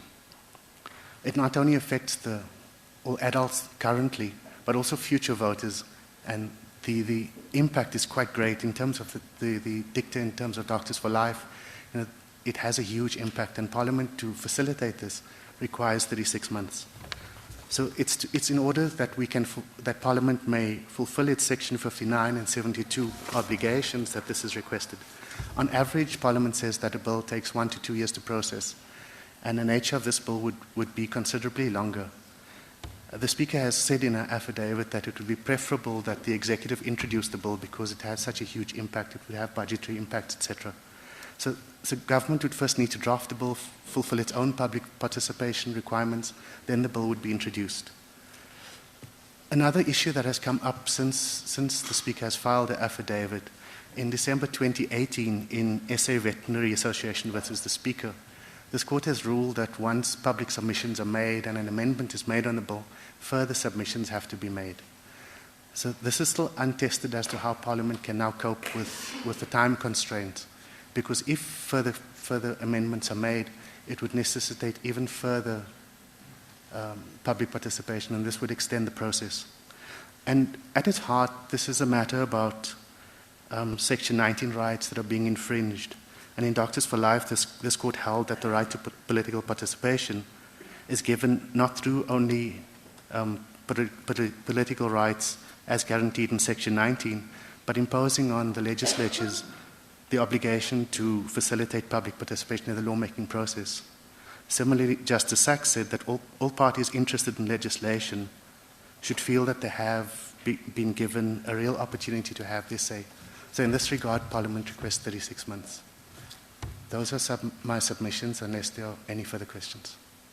Mr. Wilson, can I find out, in the 36 months that Parliament wants, does that period factor in recesses? Yes, Justice. So they will still go on recess? Yes. As normal? But Parliament has the ability to regulate its own processes in terms of Section 57, and where they need to meet on urgent matters, they have done so during recess periods. Does Parliament accept that if we uphold the claim by the applicants, the matter is urgent for everybody's sake, for preparation for the next elections? Is that the case? Justice Jafta, we're obviously bound by the court's decision in this matter and will respect it and implement it. But Parliament is just saying that in terms of facilitating public participation, it would require 36 months. Thank you. Thank you, Mr. Vasson. Mr. Nlukatobi. Thank you, Justice Cameron. I only have a few points to make in reply. Could I start with Mr. Badlander's two arguments, one on the interim constitution and the second on the impact of the new National Party judgment. Firstly, the interim constitution argument is unavailing. It is true that the text of the provisions in the interim constitution are comparable with the text of the provisions in the final constitution. But what he overlooks is that embedded in the interim constitution was Schedule 2, that constitutionally prescribed the model of election. What happened with the 1996 Constitution is that Schedule 2 was amended by Appendix A to Schedule 6. Appendix A to Schedule 6 made it clear that it would apply only to the 1999 election. So that schedule was limited in its operation to the 1999 election. From 1999, the correct approach should have been the application and interpretation of Section 19 of the Constitution as it stands. So there is nothing to be gained from an excavation of the interim constitution. It's gone, it's finished, it's over. The second point that Mr. Badlander raises is the new National Party case. What he does with the new National Party case, he inserts wording into the structure of Section 19 that doesn't exist. Because he says you have no right, the only right you have is to stand in terms of an electoral system designed by Parliament. But there is no such a provision in Section 19. Section 19 is worded in unqualified terms. We were told in the judgment of Ramakatsa by Justice Jafta and Justice Museneke that you have to give Section 19 its unqualified meaning for historical and contemporary reasons. But the second problem that Mr. Badlander creates with the new National Party is that he omits paragraph 20 of that judgment. Paragraph 20 of the new National Party judgment makes it clear that an electoral scheme may not infringe the Bill of Rights. It's logical. Justice Jafta was grappling with the issue. So in paragraph 20 of the judgment, Justice Yakub makes the point clear that whatever scheme is designed, it's true that the designing of the scheme is a parliamentary function, but Parliament has no right to violate the Constitution. It has no right to violate the Bill of Rights. So there's nothing in the new National Party case that would be in conflict with the proposition that we have made. Then we are told by Mr. Badlander that there is nothing to be gained from an assessment of the general commentary by the Human Rights Committee. The problem, of course, is that the text is quite clear. Paragraphs 16, 17, and 18 deal with the meaning of what Article 25B states. Article 25B of the ICCPR says you have the right to vote and to stand for office. What that means is that there should be no unreasonable limitation. One of those unreasonable limitations is requiring people to be members of political parties. So it is squarely on point, and it is imported into the structure of the analysis by Section 39(1). Then we hear from Mr. Magadi that, sorry, the matter is before Parliament. But Parliament says the matter is not before them. At page 332 of the affidavit that they filed, look at what they say at 11.9. Once members return on 20 August, apparently members are on recess, Justice Jafta. Once they return on 20 August 2019, priority will be given into looking into the revival of 39 lapse bills, as well as other incomplete business that was before the Assembly when it was dissolved. This includes the numerous recommendations by the HLP. Nothing tells us about the amendment to the electoral system. Look at what they say next, 11.10. Once a resolution has been duly taken which revives the recommendation of the HLP to inquire into amending the Electoral Act, I will inform accordingly whether the Assembly is seized with the matter. They themselves say, as soon as we have decided this, we will let you know if we are seized with the matter. And then Mr. Magadi makes a long argument about how the matter is before Parliament, and yet the very party that is supposedly in charge of this says it will tell us when it is seized with the matter. But it is irrelevant whether or not they are seized with these recommendations, because they have no bill, they have no act, they have nothing. And what they have been telling us about what happened with the Van-Zyl-Slabbert report amounts to simply bouncing the report around. Nothing has detracted from that characterization in what we've heard from Parliament itself. And then we hear that from the minister, oh, well, sorry, you can form a one-man party. You can't form a one-man party, firstly for the reasons that were articulated eloquently by Ms. Goodman. But you also can't form a one-man party because under Section 26 of the Electoral Act, this is what you have to do. Requirements for parties to contest election. A party may contest an election only if that party is a registered party and has submitted a list of candidates in terms of Section 27.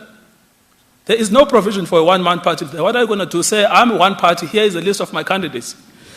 At Section 27, a registered party intending to contest an election must nominate candidates. So you must go to a conference and nominate candidates and submit a list of those candidates for that election to the Chief Electoral Officer in the prescribed manner by no later than the relevant date stated in the election timetable. And then it explains what should be contained in those lists.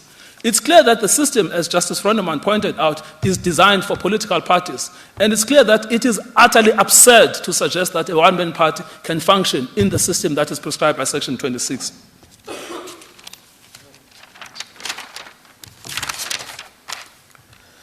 then you are told by Mr. Butler, well, there is nothing to be read into the words, every adult citizen. Why?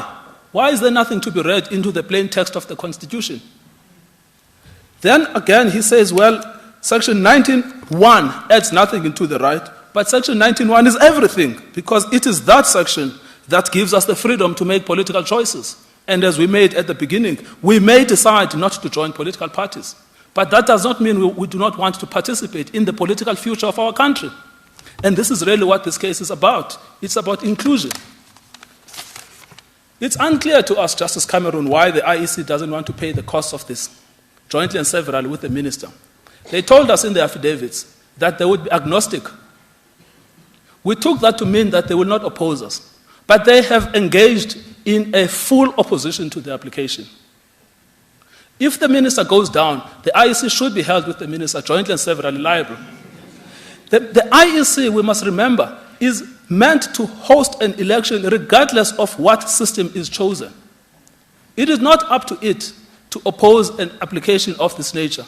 It would have been one thing if their opposition was limited to remedy, and if their opposition was limited to the logistical difficulties that they would have to undergo. But they have engaged in a merit-based, full-hearted opposition. So there is no reason why the court should not hold the IEC jointly and severally liable with the minister in relation to the cost of this application. Thank you, Justice Cameron. Thank you, Mr. Mukai-Toby.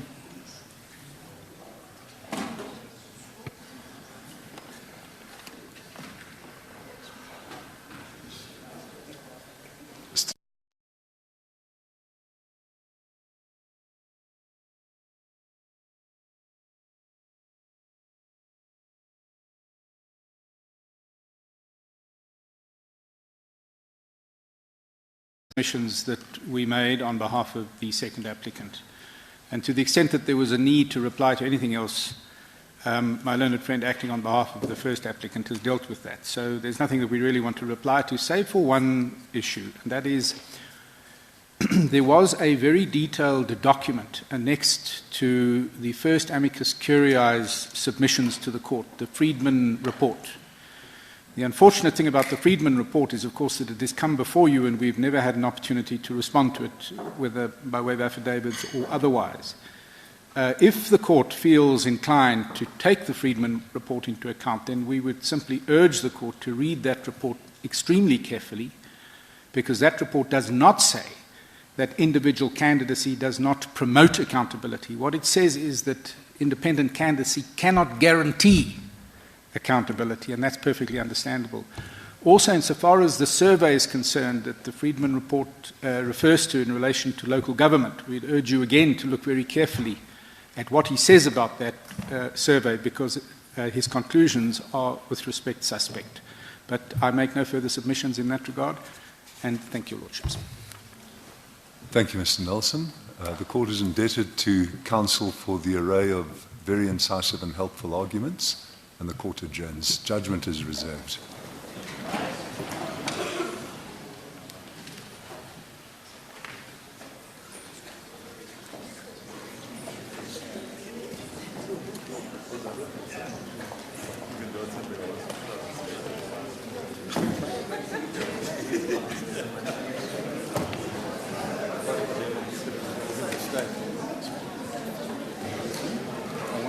Very well done to both of you. That was exceptionally good. I'm so proud of you. Well done.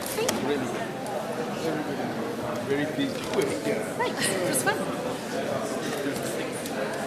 Thanks, Stevie. Thanks, well done.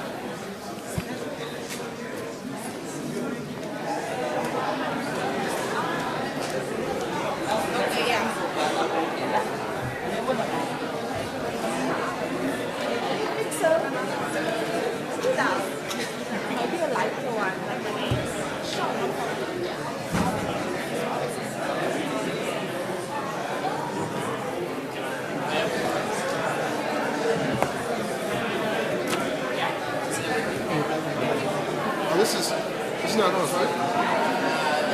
This is ours.